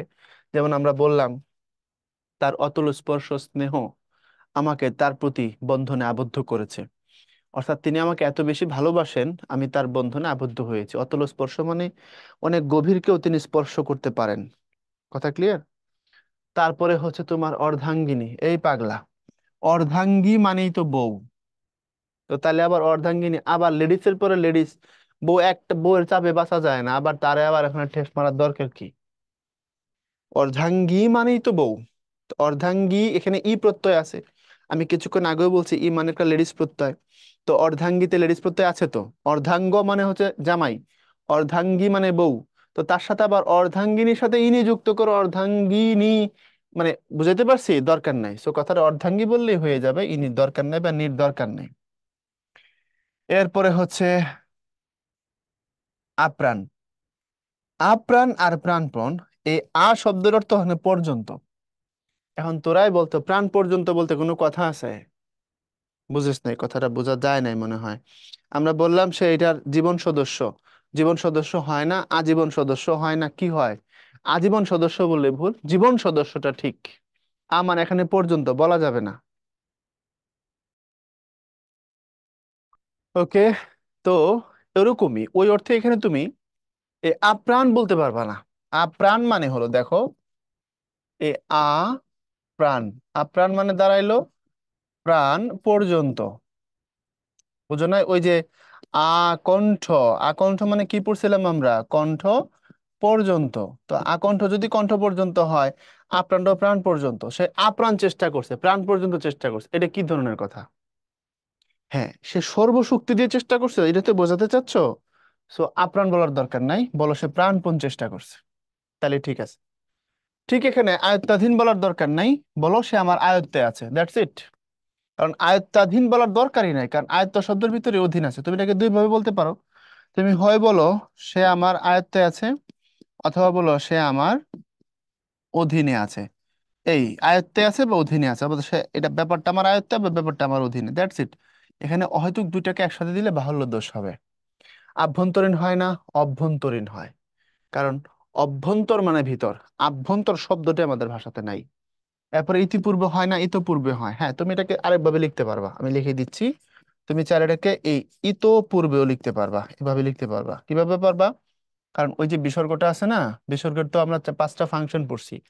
এর মধ্যে একটা ফাংশন হলো বিসর্গ ওতে রূপান্তর হয়। বিসর্গের পাঁচটা ফাংশনের একটা হলো বিসর্গ ওতে রূপান্তর হয়। তো তুমি যদি এটাকে সন্ধি করো, মানে যদি ভাইঙা আনো আর কি, তাহলে তুমি লিখবা এই ইত যোগ পূর্ব। তখন এটাকে এরকম করে লিখতে পারবা, ইতপূর্ব, এটা পারবা, এটা জায়েজ আছে। আবার বিসর্গ বজায় রেখে ওটাকে লেখা যায়। এখানে আমরা এটা দিয়ে কারেক্ট করছি, আমি পার্সোনালি এটা বেশি লিখি। এরপরে ওই ইতিমধ্যেটা ওই সেম সিস্টেমে পড়বে, ইতোমধ্যে। একত্রিত আর একত্র, একত্র মানেই তো তুমি জমায়ে ফেলাইছো, আবার একটা ইতো বলার দরকার নাই। এটা তুমি যখন এখানে অতিরিক্ত একটা প্রত্যয় দিবা, একত্রিত করবা, তখন শব্দের গঠনগত প্রয়োগ হয়, অর্থগত প্রয়োগ হয়, দুটাই ভুল। সো একত্র বললেই আমরা বুঝতে পারি। এরপর এটা মনে হয় 38 BCS এ আসছিল, আমার যদি ভুল না হয়, 38 BCS এ মনে হয় আসছিল এটা, হ্যাঁ, দেখে নিও। এরপরে কৃষ্টতা। কৃষ্ট, এটার অর্থটা আগে বুঝো। কৃষ্ট মানে হচ্ছে সংযম। আমরা রমজান মাসে কি করি? রমজান মাসে আমরা মূলত সংযমের চেষ্টা করি। সংযম মানে হচ্ছে না খেয়ে থাকা এবং মনের খারাপ বাসনাকে চেক করে রাখা। বুঝো নাই? রোজার সংজ্ঞা যদি তুমি পড়ো, দেখবা রোজার সংজ্ঞায় বলা আছে সুবে সাদিক থেকে সূর্যাস্ত পর্যন্ত পানাহার এবং ইন্দ্রিয় তৃপ্তি থেকে বিরত থাকার নাম হচ্ছে সাওম। মানে তুমি খাওয়াও বন্ধ রাখবা, ইন্দ্রিয় তৃপ্তি থেকেও বিরত থাকবা, অর্থাৎ পঞ্চ ইন্দ্রিয় যা চায় সেগুলোকে বন্ধ রাখতে হবে। চোখ, নাক, মুখ, তারপরে এই চামড়া, আর হচ্ছে তোমার কান। এই সাধারণত এগুলো আমাদেরকে দুনিয়ার পাপের পথে টানে বেশি। এগুলোকে আটকায়া আল্লাহর পথে সংযম করা, চোখ দিয়ে অশ্লীল না দেখা, মুখ দিয়ে মিথ্যা না বলা, কান দিয়ে অশ্লীল না শোনা, চামড়ার সুখ, সেক্সুয়াল আনন্দ না করা, তারপরে খাবারের ঘ্রাণ ইচ্ছা করে টেনে না নেওয়া, এটার নাম হচ্ছে সংযম। ওটারে বলা হয় কৃচ্র। রমজানে আমরা কৃচ্র সাধন করি। তো কথাটা কৃচ্র সাধন করা, কৃচ্র তা হয় না, এই শব্দটাই ভুল। এখন কেবল মাত্র, এটা মনে হয় ব্যাখ্যা দেওয়ার দরকার নাই, হয় তুমি কেবল বলবা, না হয় মাত্র বলবা। এটার আরেকটা ইয়ে আছে, এই যে শুধু অথবা মাত্র। এরপরে চলমান হয় না, চলন্ত হয়। কারণ হচ্ছে তোমার প্রকৃতি প্রত্যয়ের যে তুমি ইয়েটা দেখবা, ফাংশন দেখবা, ওখানে দেখবা এই শব্দটা তৈরি করছে হচ্ছে এইভাবে, চল যোগ অন্ত, এইভাবে তৈরি করা। তো চল যোগ অন্ত, চলন্ত কৃত প্রত্যয় সাধিত শব্দ। চলমান কই থেকে হয়? দীপ্যমান হয়, দীপ যোগ সাঞ্চ। বুঝতে পারছো? ওই অর্থে হয়, বাট এই অর্থে হয় না। ক্লিয়ার? তারপরে হচ্ছে নিঃশেষিত। নিঃশেষিত মানে হয় না, নিঃশেষ হয়। সে আমার সমস্ত ভালোবাসাকে নিঃশেষ করে ফেলছে খারাপ ব্যবহারের মাধ্যমে, কিন্তু নিঃশেষিত করে ফেলছে এই কথা বলা যাবে না। এরপরে নিরাশা হয় না, নৈরাশ্য হয়, এটা আমরা জানি, মনে হয় বলার দরকার নেই। এরপরে বিদ্বানজন হয় না, বিদ্বজ্জন হয়। কেন? যিনি বিদ্বান এরকম মানুষকে যখন একসাথে বলবা, তখন বিদ্বজ্জন বলতে হবে। এরপরে হচ্ছে তোমার মুহ্যমান হয় না, মুহ্যমান হয়। এখন প্রশ্ন হচ্ছে এটার উচ্চারণটা অনেকে বুঝতে পারো না। এটা কি মুহ্যমান হবে নাকি মুহ্যমান হবে, এটা নিয়ে প্যাচ আছে। দেখো, এটার উচ্চারণটা হচ্ছে এই, আমি একদম পরিষ্কার করে লিখে দিচ্ছি। এই যে এইটাকে তুমি কি পড়ো? সহ্য পড়ো, না এটা পড়ো সহ্য পড়ো? তো সহ্য যখন পড়ো, এই যে তালব্য শ দাও, তারপরে এটা দাও, দিয়ে বলো আমার তোমার কথা সহ্য হয় না। তো ওইটা বুঝো মামুর বেটা, এটা বুঝো না কেন? তোমার কথা তো সহ্য হয় না, ওটা তো বুঝছো, এটা কেন বুঝো না? অর্থাৎ এটা মুহ্যমান না, এটা মধ্যমান। এই যে হটা ঝড় মতো করে জফলা দিয়ে উচ্চারিত হবে। এরপরে শুধুমাত্র, শুধু আর মাত্র বলে দিলাম কিছুক্ষণ আগে। দেন হচ্ছে অনু, বস্তুর ক্ষুদ্রতম অংশ, ওই অর্থে এখানে প্রায় সমুচ্চারিত শব্দের বানান। এই দুইটা দেখলাম শব্দের, শব্দের বানানগত শুদ্ধি এক, দুই। আর এখন দেখবো প্রায় সমুচ্চারিত শব্দের বানান, কারণ তুমি এগুলো লেখার সময় যা খুশি তাই করে আসো, একটু এদিক ওদিক করলে অর্থ উল্টা এমন দূরে যাবে। যেমন দেখো, এই কপোত শব্দের অর্থ হচ্ছে কবুতর। আর যখন তুমি খপত বলবা, তখন আর এটার অর্থ কবুতর থাকে না, খপত মানে হচ্ছে উড়োজাহাজ। তখন এটার অর্থ হয়ে যাবে উড়োজাহাজ। তাহলে কপত মানে কবুতর, খপত মানে হচ্ছে উড়োজাহাজ।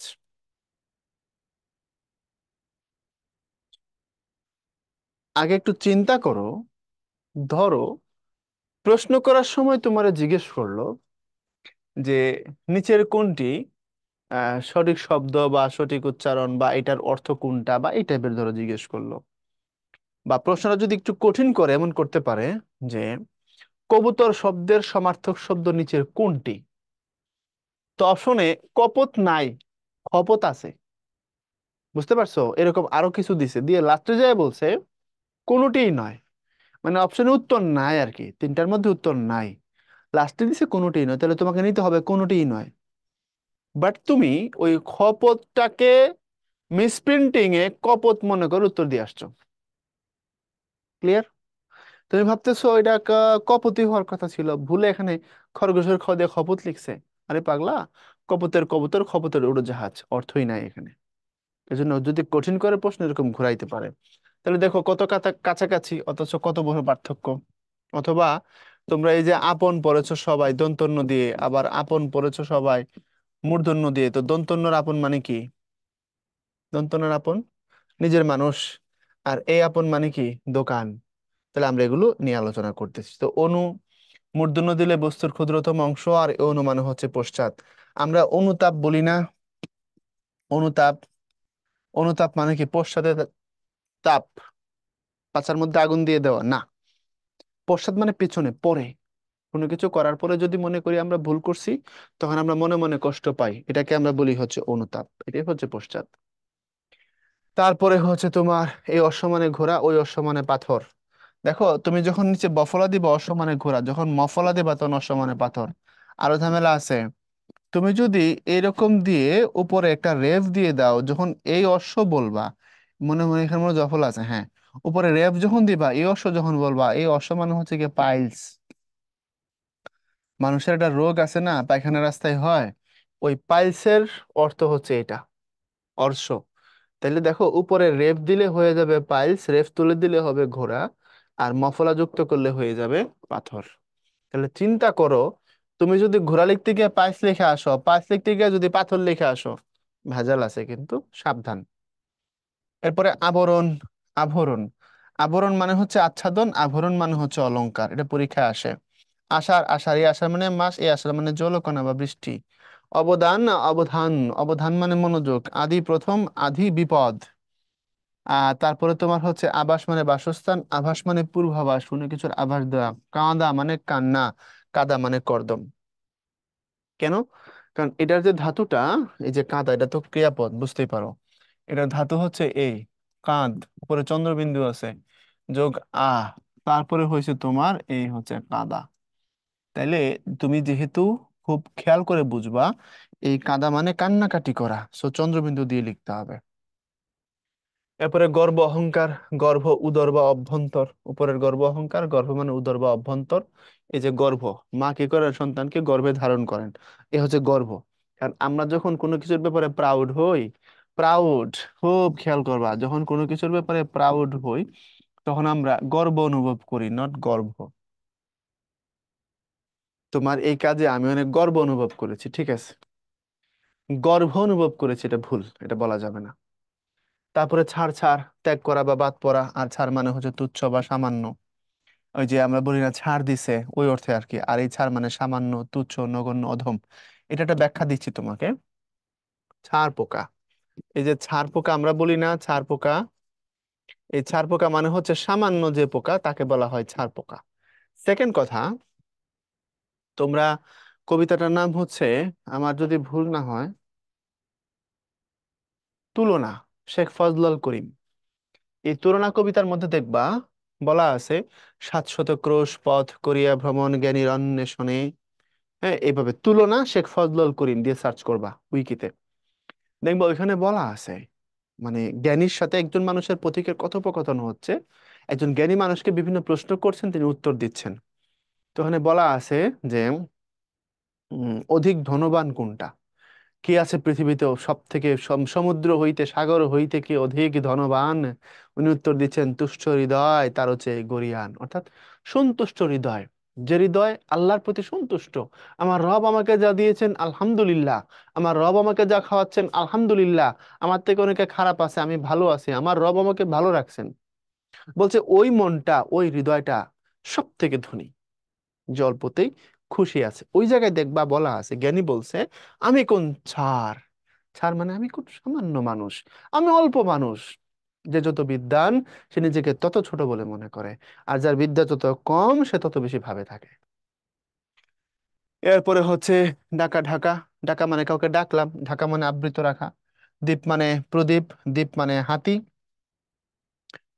আবার দেখো, এই দ্বীপ মানে হলো প্রদীপ, আর এই দ্বীপ মানে হাতি।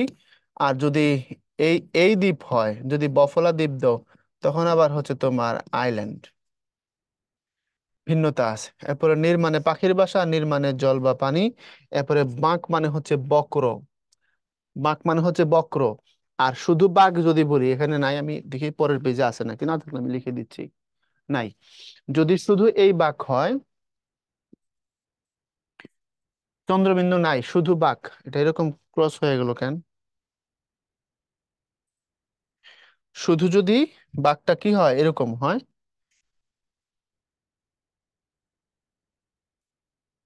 এই বাঁক মানে হচ্ছে কথা, বাগদান, কথা দিয়ে দেওয়া, এঙ্গেজমেন্ট। দুই পক্ষের মধ্যে কথা আদান প্রদান হয়েছে, বিবাহ ফাইনাল হয়েছে, এর নাম বাগদান, কথা দিয়ে দেওয়া। ওকে, ওটাকে আমরা বাংলায় না বলে ইংলিশে বলি, বলি এঙ্গেজমেন্ট। তো আমরা বলি না যে উনি বাক শক্তি হারিয়ে ফেলছেন, নিচে অবশ্য একটা চন্দ্রবিন্দু থাকে, যে কাজী নজরুল ইসলাম 43 বছর বয়সে বাক শক্তি হারিয়ে ফেলছেন, মানে কথা বলার শক্তি হারিয়ে ফেলছেন। ওকে। তো বাঁক উপরে চন্দ্রবিন্দু দিলে বাঁক মানে বাঁকা, বক্র। আর এই বাঁক মানে হচ্ছে কথা। ওকে। তারপর আসো গাদা আর গাধা। তাহলে এই গাধা মানে হচ্ছে স্তূপ, রাশি করা। আর এই গাধা মানে হচ্ছে গর্ধব। আচ্ছা, আরেকটা গাধা আছে, গাধা। সবুজ পাতার খামের ভিতর হলুদ গাঁদা চিঠি লিখে, এই যে গেন্দা ফুল, গেন্দা ফুল আছে না, কি এটা গান আছে না, ভুলে গেছি গানটা, না কি যেন গানটা, আছে তো নাকি, আছে, কি একটা গান আছে, আমার মাথায় এখন বকুল ফুল চলে আসছে। হ্যাঁ, সোনা দিয়ে হাত কেনে বান্দাইলি। আর তোমরা একটা গেন্দা ফুলের গান আছে, কি একটা, ওই যে বাদশা নাচে এরম এরম করে, রাইট? আচ্ছা, ওই হচ্ছে গাঁদা। এই গাঁদা মানে হচ্ছে ফুল, গাঁদা ফুল। আর এই গাঁদা মানে হচ্ছে স্তূপ করা, যেমন খড়ের গাদা। আর এই গাধা মানে হচ্ছে গর্ধব, তোদের মধ্যে অনেকে আসস, ঠিক না? এরপরে হচ্ছে এই জাল, জাল মানে আমরা বললাম জাল টাকা, নকল টাকা, বা মাছ ধরার জাল, ফাঁদ ইত্যাদি। আর পরের জাল মানে হচ্ছে আগুনের আঁচ, অগ্নিশিখা। আবার যদি তুমি ঝাল বলে ফেলো, সেটা তো আবার হচ্ছে মরিচের ঝাল হয়ে যাবে, ওটা আবার ভিন্ন অর্থ। তারপরে হচ্ছে এই দিন, দিন মানে দিবস, এই দিন মানে হচ্ছে দরিদ্র, অধম। আর যদি তুমি আরেকটা দিন আছে, যদি এই দিন নিচে বফলা দিয়ে যে একটা দিন লেখা যায়, যদি সেটা লিখো আর কি, এই যে এটা, এই দিন, এই দিন মানে হচ্ছে ধর্ম, আমরা যেটা পালন করি। তোমার রব্বুকা, তোমার রবকে, তোমার দিনুকা, তোমার দিন কে, মান হাজার রসুল, তুমি কি রাসূলকে চিনো কিনা, কবরে যখন তিনটা প্রশ্ন হবে, তোমার রবকে, তোমার দিন কে, তুমি রাসূল সাল্লাল্লাহু আলাইহি সাল্লামকে দেখায় প্রশ্ন করো তুমি ওনাকে চিনো কিনা। উত্তর দিতে পারলে বাইচা গেছো, আর না দিতে পারলে সেখানে মার শুরু হয়ে যাবে। তাহলে দেখো, দিন, দিন এবং দিন পার্থক্য আছে। এরপর নারী, নারী, উপরের নারী মানে হচ্ছে ধমনী, এই যে এই নারী। আর নিচের নারী মানে হচ্ছে মহিলা। এখন ঈদের সময় দেখবা নিউজ করে সব মানুষ নারীর টানে বাড়ি যাচ্ছে, তো নারীর টানে বাড়ি যাচ্ছে, বুঝো এটা, এটা হচ্ছে ওই যে উপরের নারী। আমরা মায়ের গর্ভ থেকে পৃথিবীতে আসছি না, মায়ের নারীর সাথে আমাদের নারী সংযুক্ত ছিল, জানে না বোধহয়, হ্যাঁ? আমাদের যে নাভিটা আছে না, নাভিটা মায়ের নারীর সাথে এটা সংযুক্ত অবস্থায় থাকে। তো পৃথিবীতে আসার পরে ওইটাকে কাটে দেওয়া হয়, কাটার পরে তোমাকে আলাদা করা হয়। সেই মায়ের সাথে খারাপ ব্যবহার করো না, অনেক তেল হইছে। তো এই হচ্ছে নারী, সেই নারী। আর এই হচ্ছে নারী মানে মহিলা। আচ্ছা, এখন আরেকটা নারী আছে, ওই নারীটা হচ্ছে, কই লিখবো, ওই নারীটা হলো এই নারী, এই নারী, এই নারী মানে হচ্ছে পারি না। এই পারি না, এটা আসছে হচ্ছে তোমার এই না পারি থেকে, বুঝতে পারছো? পারি না কথাটা সংক্ষেপে করা যায় না পারি, আর এটাকে লেখা যায় নারী। সইতে নারী, প্রাণ বন্ধুরও জ্বালা, মানে বন্ধুর জ্বালা সহ্য করতে পারি না, ওই অর্থে এটা নারী। ক্লিয়ার? তারপরে হচ্ছে তোমার পদ্য, মানে কবিতা। আর পদ্য শব্দের অর্থ হচ্ছে তোমার কমল, মানে পদ্ম ফুল আর কি, এটা কমল বা পদ্ম ফুল, পদ্ম, অরবিন্দ। তারপরে তোমার হচ্ছে সরোজ, সরসিজ, কমল।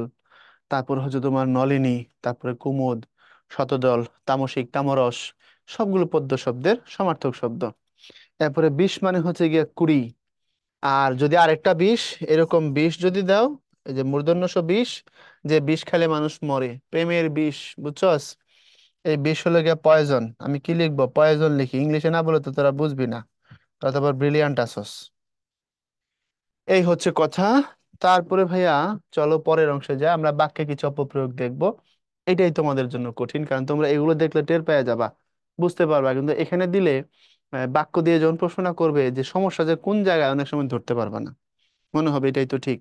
তো এখানে এক, দুই, তিন, চার, পাঁচ, ছয়, এই ছয়টা স্লাইড, তারপরে এখানে আবার কিছু অনেকগুলো বাক্য আছে, সেগুলো ভাইয়া দ্রুত দেখাই দিব। দিলে আশা করি তোমার একটা চমৎকার ধারণা হবে, এবং 15 নম্বর লেকচারে আমরা আরো কিছু বিষয় নিয়ে আলোচনা করব, দেন তোমাদের জন্য এই জায়গাগুলো একদম পানিভাত হয়ে যাওয়ার কথা ইনশাল্লাহ। দেখো, কথা প্রমাণ হয়েছে। আচ্ছা, কোনো কিছু প্রমাণ হয়ে গেলে, যেহেতু হয়ে গেছে, পেছনে চলে গেছে না, তো তুমি যখন ম্যাপে আর কি বলে ম্যাথে এক্স প্লাস ওয়াই সমান এটা হইলে, ওটা সমান ওটা হলে প্রমাণ করো যে এটা সমান এটা, তো তখন তুমি কাজটা করার পরে কি লেখো? তুমি লেখো হচ্ছে প্রুভড, মানে ঘটনা ঘটে গেছে। তো প্রমাণ হয়েছে কিভাবে সঠিক হয়? কথাটা হবে প্রমাণিত হয়েছে। কথা বুঝছো? আচ্ছা, তার ভুল আমি প্রমাণ করবই, এটা ঠিক। এবার ঠিক আছে। আচ্ছা, দোষ আদালতে প্রমাণ হবেই, এটা ঠিক আছে। দোষ আদালতে প্রমাণ হয়েছে, এবার ভুল। বলতে হবে প্রমাণিত হয়েছে, কারণ ঘটে গেছে তো। তারপরে আমরা শুদ্ধ প্রয়োগ মানে প্রমাণিত বলি তো দিছি না, তাহলে এ কথা, ও নিচে জায়গা আছে, সুন্দর না? প্রমাণিত হয়েছে, গুড। এরপরে গেল টাকাগুলো একত্রিত করো। একত্রিত না হবে টাকাগুলো একত্র করো। এরপরে শুধুমাত্র তুমি আমার সাথে যাবে। তো সমস্যা হচ্ছে এই জায়গায়, হয় তুমি এখান থেকে শুধু নিবা, না হয় তুমি এখান থেকে মাত্র নিবা, নিয়ে লিখবা শুধু তুমি আমার সাথে যাবে অথবা মাত্র তুমি আমার সাথে যাবে। তো এই জায়গায় আমি শুধু জিনিসটা লিখতে বেশি পক্ষপাতী, শুধু তুমি আমার সাথে যাবে। তিনি আরোগ্য হলেন। আরোগ্য হলেন মানে হচ্ছে, দেখো এটা একটা মারাত্মক কোশ্চেন, মারাত্মক এটা কোশ্চেন, একটু মনোযোগ দিয়ে শুনবা। আরোগ্য মানে হচ্ছে রোগমুক্ত। তো রোগ মুক্ত কেউ হতে পারে না, রোগ মুক্ত লাভ হয়। তোমার মালিক চাইলে তুমি সুস্থ থাকবা, মালিক না চাইলে তুমি রোগী হয়ে গেলে তো শেষ। তা আরোগ্য হওয়ার জিনিস না আরোগ্য লাভ করার জিনিস, আল্লাহ দিলে তুমি পাবা, তোমার হওয়ার কোনো ক্ষমতা এখানে নেই। রিজিক বলতে কি বোঝায়? রিজিক বলতে আমরা মনে করি পেট ভরে খাওয়া বুঝি, ইচ্ছা মতো আস্তটে রোস্ট খাওয়া না। রিজিকের সর্বনিম্ন স্তর হচ্ছে টাকা পয়সা, খাবার খাইতে পারা। রিজিকের সর্বোচ্চ স্তর হচ্ছে, সবার উপরের স্তর হচ্ছে সুস্বাস্থ্য। সুস্বাস্থ্য রিজিকের সর্বোচ্চ স্তর। তোমার স্বাস্থ্য তোমার ভালো, মানে রিজিক তোমার ভালো, তুমি রিজিকের উপরে আসো। আর তোমার স্বাস্থ্য খারাপ কিন্তু প্রচুর টাকা, এর মানে তোমার রিজিকের আসল জায়গায় নেই। খাবা কি এখন? বোঝো নাই কথা? তোমার দাঁত নাই, অথবা দাঁত নড়বড়ে, গরুর মাংসের টান দিলে দাঁত খুলে যাচ্ছে, খায় মরতে পারবি? তো স্যুপ খায় মরতে হইব। আর শরীর স্বাস্থ্য ভালো আছে, মাংসকে নল্লি চাবায় ফেলতে পারবা। তো মনে রাখো এটা, যে আরোগ্য হওয়ার জিনিস নয়, আরোগ্য লাভ করার জিনিস, খবরদার। এটা কিন্তু খালি চোখে বুঝবা না। তাহলে লিখতে হবে কি, তিনি আরোগ্য লাভ করলেন। আমরা আমাদের মালিককে বলবো যে তুমি আমাদেরকে কি রাখবা? সুস্থ রাখবা। ওকে। মুসা আলাহিসাল্লাম সাল্লাম আল্লাহকে অদ্ভুত অদ্ভুত সব প্রশ্ন করতেন, এটা ঘটনা শোনাই দিই। তো অদ্ভুত প্রশ্ন করতেন এই কারণে, মুসার সাথে যখন আল্লাহর কথোপকথন হতো, মুসা নবী চাইতেন সেটা একটু লেংদি হোক, কথাটা অল্পতে শেষ না হয়ে যাক, এটা তিনি চাইতেন। তো তখন অদ্ভুত সব প্রশ্ন করতেন কথোপকথন লম্বা করার জন্য। তো একবার মুসা নবী জিজ্ঞেস করেছে, আল্লাহ যদি এমন হইতো, মুসা নবী জিজ্ঞেস করে, যদি এমন হইতো তুমি মুসা হইতা আর আমি আল্লাহ হইতাম, তুমি আমার কাছে কি চাইতা? আমি তো সবসময় তোমার কাছে চাই আমাকে দেখা দাও দেখা দাও, তুমি দেখা দাও না, তুমি বলে লান্তারানি, দেখতে পারবি না। কিন্তু যদি উল্টাটা হইতো আর কি, যদি আমি আল্লাহ হয়ে যেতাম আর তুমি মুসা হয়ে যেতে, তাহলে কি চাইতা তুমি আমার কাছে? তা আল্লাহ বলতেছে, আমি চাইতাম তোর কাছে সুস্থতা মুসা, আমি তোর কাছে চাইতাম সুস্থতা চাইতাম। কারণ এটা সব থেকে বড় নিয়ামত। আমি মানুষকে যত নিয়ামত দিছি, তার মধ্যে শ্রেষ্ঠ নিয়ামত হচ্ছে সুস্বাস্থ্য। আমি তোর কাছে সুস্বাস্থ্য চাইতাম, কারণ তোমার যদি সুস্বাস্থ্য থাকে তুমি অন্য নিয়ামত গ্রহণ করতে পারবা। বুঝো নাই কথা? ডায়াবেটিসের রোগী কি মাংস খাইতে পারে? মিষ্টি খেতে পারে? বুঝছো? এবার তোমার স্বাস্থ্য ভালো মানে অন্য নিয়ামত নিতে পারবা। স্বাস্থ্যের সমস্যা আছে মানে অনেক নিয়ামত থেকে তুমি বঞ্চিত হয়ে যাবা। এই জন্য আরোগ্য আমরা কেউ হই না, আরোগ্য আমরা লাভ করি। তারপরে সংকট অবস্থায় পড়লাম। সংকট অবস্থা বলতে কোনো কথা নাই, কথাটা হচ্ছে সংকটজনক অবস্থায় পড়লাম। বাংলাদেশ সমৃদ্ধশালী দেশ হয় না, বাংলাদেশ সমৃদ্ধ দেশ এটা হয়, অথবা বাংলাদেশ সমৃদ্ধিশালী দেশ হয়। এটা সহজ লাগতেছে না ভাই? এবার দারিদ্রতা একটা অভিশাপ, এই বানানটা চার ভাবে সঠিক, একটু ভালো মতো দেখো। হয় তুমি বলবা দারিদ্র একটা অভিশাপ, অথবা বলবা দরিদ্রতা একটা অভিশাপ। এই হলো একটা সিস্টেম। আরেকটা হচ্ছে দৈন্য একটা অভিশাপ, অথবা দীনতা একটা অভিশাপ। এই সবগুলো নাউন, সবগুলো নাউন, যেহেতু এটা তুমি সাবজেক্ট হিসেবে নাউন, সরি, বাক্যে নাউন হিসেবে বসাইতে হয়। তো নাউনের রূপ হচ্ছে এরকম, এই জন্য দারিদ্রতা হয় না, দরিদ্রতা হয়। আর ডা বলে দারিদ্র জফলা দিয়ে দিতে হবে। এখানে হয় দৈন্য, না হয় দীনতা। এরপরে উদ্ধতপূর্ণ আচরণ কাম্য হতে পারে না, উদ্ধতপূর্ণ হয় না, ঔদ্ধত্যপূর্ণ আচরণ হয়, ঠিক আছে? অথবা উদ্ধত আচরণ হয়, ঠিক আছে? তো তুমি এটাকে হয় বলবা উদ্ধত আচরণ, না হয় বলবো ঔদ্ধত্যপূর্ণ আচরণ। ঔদ্ধত্যপূর্ণ আচরণ কাম্য হতে পারে না। ঔদ্ধত্যপূর্ণ মানে হচ্ছে তুমি ধরো মুরব্বীর সামনে বেয়াদবি করলে আর কি, এরকম হলে ঔদ্ধত্য বলে এটাকে। অনেক সময় হয় না, ধরো গ্রামে সন্ধ্যা হয়ে গেছে, ধরো শহরের কথা বলছি না, শহর তো আজব সোসাইটি। ধরো সন্ধ্যা হয়ে গেছে, মাগরিবের আজান হয়ে গেছে, এশার আজানের আগে আগে রাস্তায় দাঁড়ায়া 8 9 10 পড়ুয়া 3 4 5 জন আড্ডা দিচ্ছে, অথবা ধরো বিড়ি খাচ্ছে। তো এখন কোনো মুরব্বি যাচ্ছেন এখান দিয়ে, উনি যদি দাঁড়ায় বলেন, এই ছেলে পেলে তোমাদের পড়াশোনার সময় না এটা, বাসায় যাও, পড়াশোনা কেউ করো, এখন রাস্তায় দাঁড়ায় আছে না, তো রাত পরে। তো তখন ধরো যদি ছেলে পেলে গুলো ভদ্র হয়, চুপচাপ চলে যাবে। এখন ওখান থেকে কেউ যদি বলে যে আমরা দাঁড়ায় আছি, তাতে আপনার সমস্যা কি, বা আপনার তাতে কি প্রবলেম, বা আমরা আপনাদের কি করছি, তাহলে এটার নাম হচ্ছে ঔদ্ধত্যপূর্ণ আচরণ। এটা এখন খুব সিম্পল শহর অঞ্চলে, বিশেষ করে আমি দেখি গ্রামেও অবস্থা খারাপ। মানে আমরা বলি এমনটা সিস্টেম শুরু হয়েছে, ঠিক আছে? এটা আমার না, সেটা নিয়ে আমি কথা বলতে পারবো না। বুঝছো? এটা খুব খারাপ লক্ষণ। এরপরে হচ্ছে তোমার, সে আমার আয়ত্তাধীন রয়েছে, ব্যাখ্যা করে দিয়েছিলাম। আয়ত্তাধীন হয় না, সে আমার আয়ত্ত রয়েছে, অথবা সে আমার অধীনে রয়েছে। আমার যথেষ্ট ক্ষতি হয়েছে, এটা তোমাদের ভাইয়া একটা হ্যাক্সে বলছিলাম, মনে আছে? হ্যাঁ, একটা হ্যাক্সে এটাকে ব্যাখ্যা বলছিলাম, ব্যাখ্যা করিনি, আর একটা ভিডিওতে মনে হয় ব্যাখ্যা করেছিলাম কোথাও। এই যথেষ্ট কথাটাকে ভাঙতে হবে, হ্যাঁ, এটাকে ভাঙলে হবে যথা যোগ ইষ্ট, এই হলো যথেষ্ট। তো এখন যথা শব্দের অর্থ পরিমাণ মতো, ঠিক ঠিক। ইষ্ট শব্দের অর্থ কল্যাণ, তাহলে যথেষ্ট মানে পরিমাণ মতো বা প্রপারলি যতটুকু দরকার ঠিক ততটুকু কল্যাণ। তাহলে যথেষ্ট কথার অর্থ কি দাঁড়াইলো? দাঁড়াইলো পরিমিত কল্যাণ, পরিমিত কল্যাণ। কারণ ইষ্ট মানে কল্যাণ, আমরা বলি পরের অনিষ্ট চিন্তা করে যে জন নিজের অনিষ্ট বীজ করে সে বপন। অন্যের জন্য কেউ যদি খারাপ চায়, তখন তার নিজের জন্য খারাপ হয়, তাই না? আচ্ছা, তো এখন আমার যথেষ্ট ক্ষতি হয়েছে, এইবার আসো, এই যথেষ্ট শব্দটা টোটালি একটা পজিটিভ টার্ম, রাইট? আর ক্ষতি, এই শব্দটা টোটালি একটা নেগেটিভ টার্ম। সো যথেষ্ট কথাটা যেহেতু পজিটিভ, ক্ষতি কথা যেহেতু নেগেটিভ, ক্ষতি কোনোদিন যথেষ্ট হয়? ক্ষতি কোনোদিন যথেষ্ট হয় না, এটা বলা যাবে না। তুমি যদি ক্ষতি হয় বলতে পারো আমার অনেক ক্ষতি হয়েছে, আমার অনেক ক্ষতি হয়েছে। তো যথেষ্ট কথাটা কখন আসবে? পজিটিভ অর্থে আসবে। তুমি এটা বলতে পারো যে ফসলের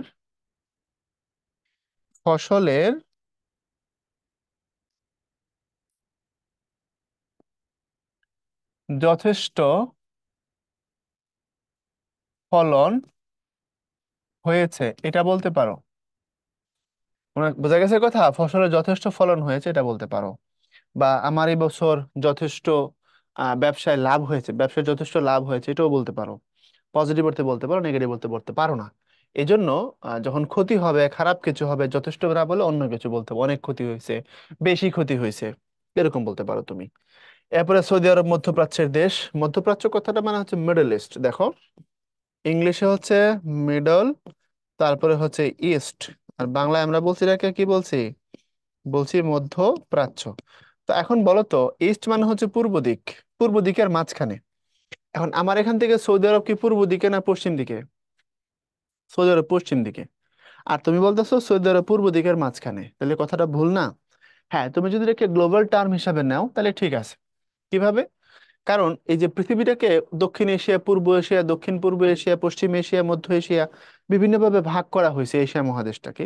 সেক্ষেত্রে মধ্যপ্রাচ্য বা পূর্ব দিকের মাঝখান বলতে একটা এরিয়াকে মিন করে আরব উপদ্বীপ, সৌদি, ওমান, ইয়েমেন, কাতার, তারপর আরব আমিরাত, বাহরাইন, হম, ফিলিস্তিন, ওই এলাকাটাকে বলা হয় মধ্যপ্রাচ্য। তো তুমি এটা গ্লোবাল টার্মে ইংল্যান্ড আমেরিকা থেকে বললে তাদের এখান থেকে আমরা পূর্ব দিকে, আর পূর্ব দিকের মাঝখানে এটা। বাট বাংলাদেশে বসে এটাকে মধ্যপ্রাচ্য বলার কোনো যুক্তি নাই।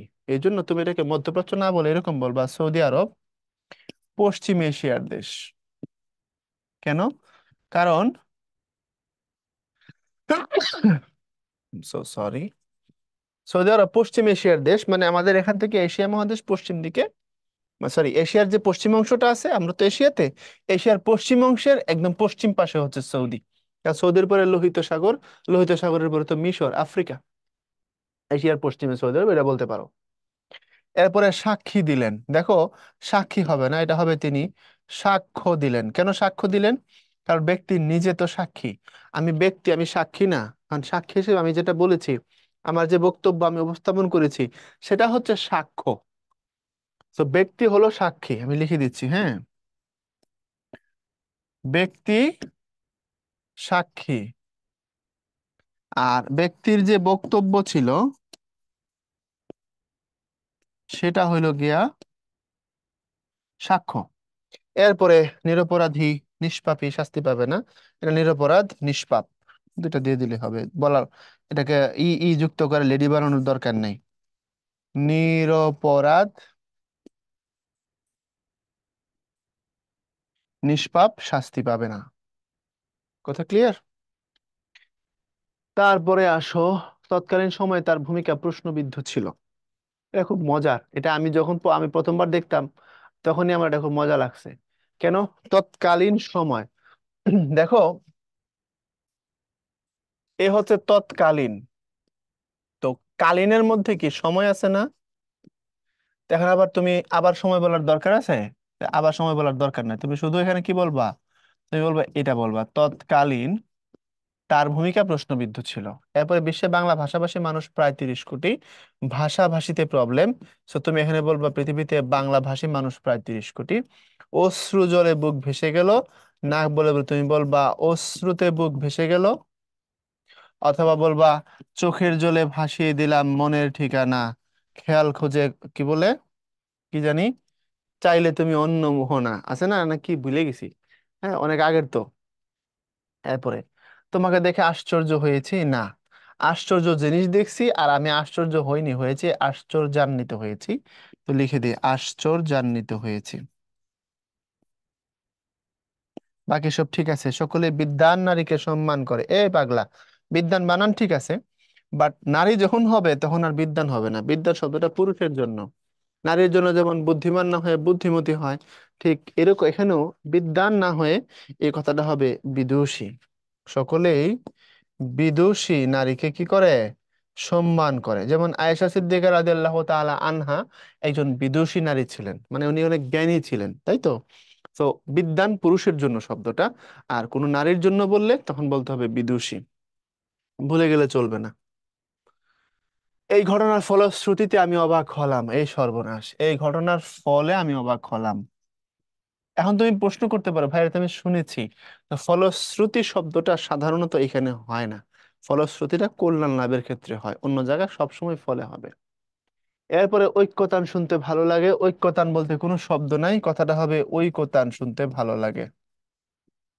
ঐকতান নামে তোমাদের, হুম, তোমাদের বইতে একটা কবিতা ছিল না? এখনো মনে আছে, সিলেবাসে নেই, সোনার তরী ঐকতান আছে না?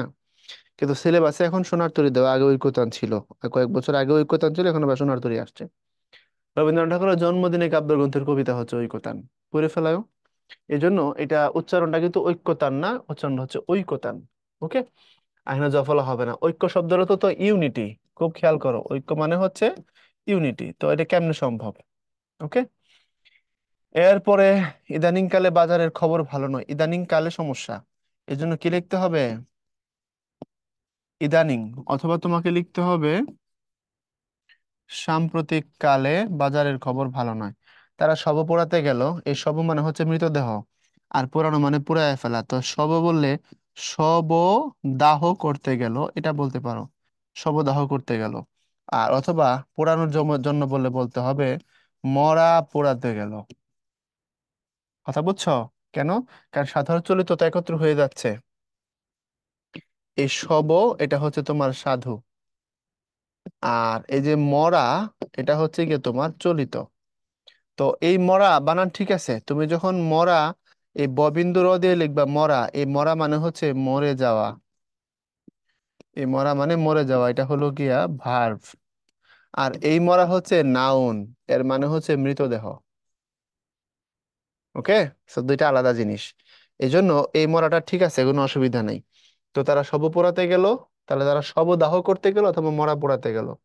তিনি সানন্দিত চিত্তে রাজি হলেন। আচ্ছা, সানন্দিত বলার দরকার নেই, সানন্দ বললেই হবে। সানন্দ মানে হচ্ছে আনন্দিত। বুঝছো? সানন্দ মানে আনন্দিত। তো তুমি এখন সানন্দ কথার ভিতরে আনন্দিত শব্দটা আছে, তাহলে আর আনন্দিত বলার তো দরকার নাই। তুমি হয় বলো সানন্দ চিত্তে অথবা আনন্দিত চিত্তে রাজি হলো, দুইটার একটা বলো। দুইটা একত্র যদি বলো দুইটা দিয়ে দাও তাহলে হবে না। হয় তিনি সানন্দ চিত্তে রাজি হলেন অথবা তিনি আনন্দিত চিত্তে রাজি হলেন। ধরো তোমাকে কোনো একটা কিছুর অফার দেওয়া হয়েছে, তুমি সাথে সাথে রাজি হয়ে গেছো, হ্যাঁ ইয়েস ইয়েস ইয়েস, ওরকম। এরপরে তার জন্য অপেক্ষা করা সমীচীন হবে না, বানান ভুল। এটা হলো মি, দীর্ঘ ইকার তারপরে আবার দীর্ঘ ইকার চিন, সমীচীন। ভুরি বুঝনে ভুরি হয়, হ্যাঁ। এই যে এটা আবার বানা উচিত। এই তোদের ঘোষণা দিই, আমি আজকে জিমে ভর্তি হব, ঠিক আছে?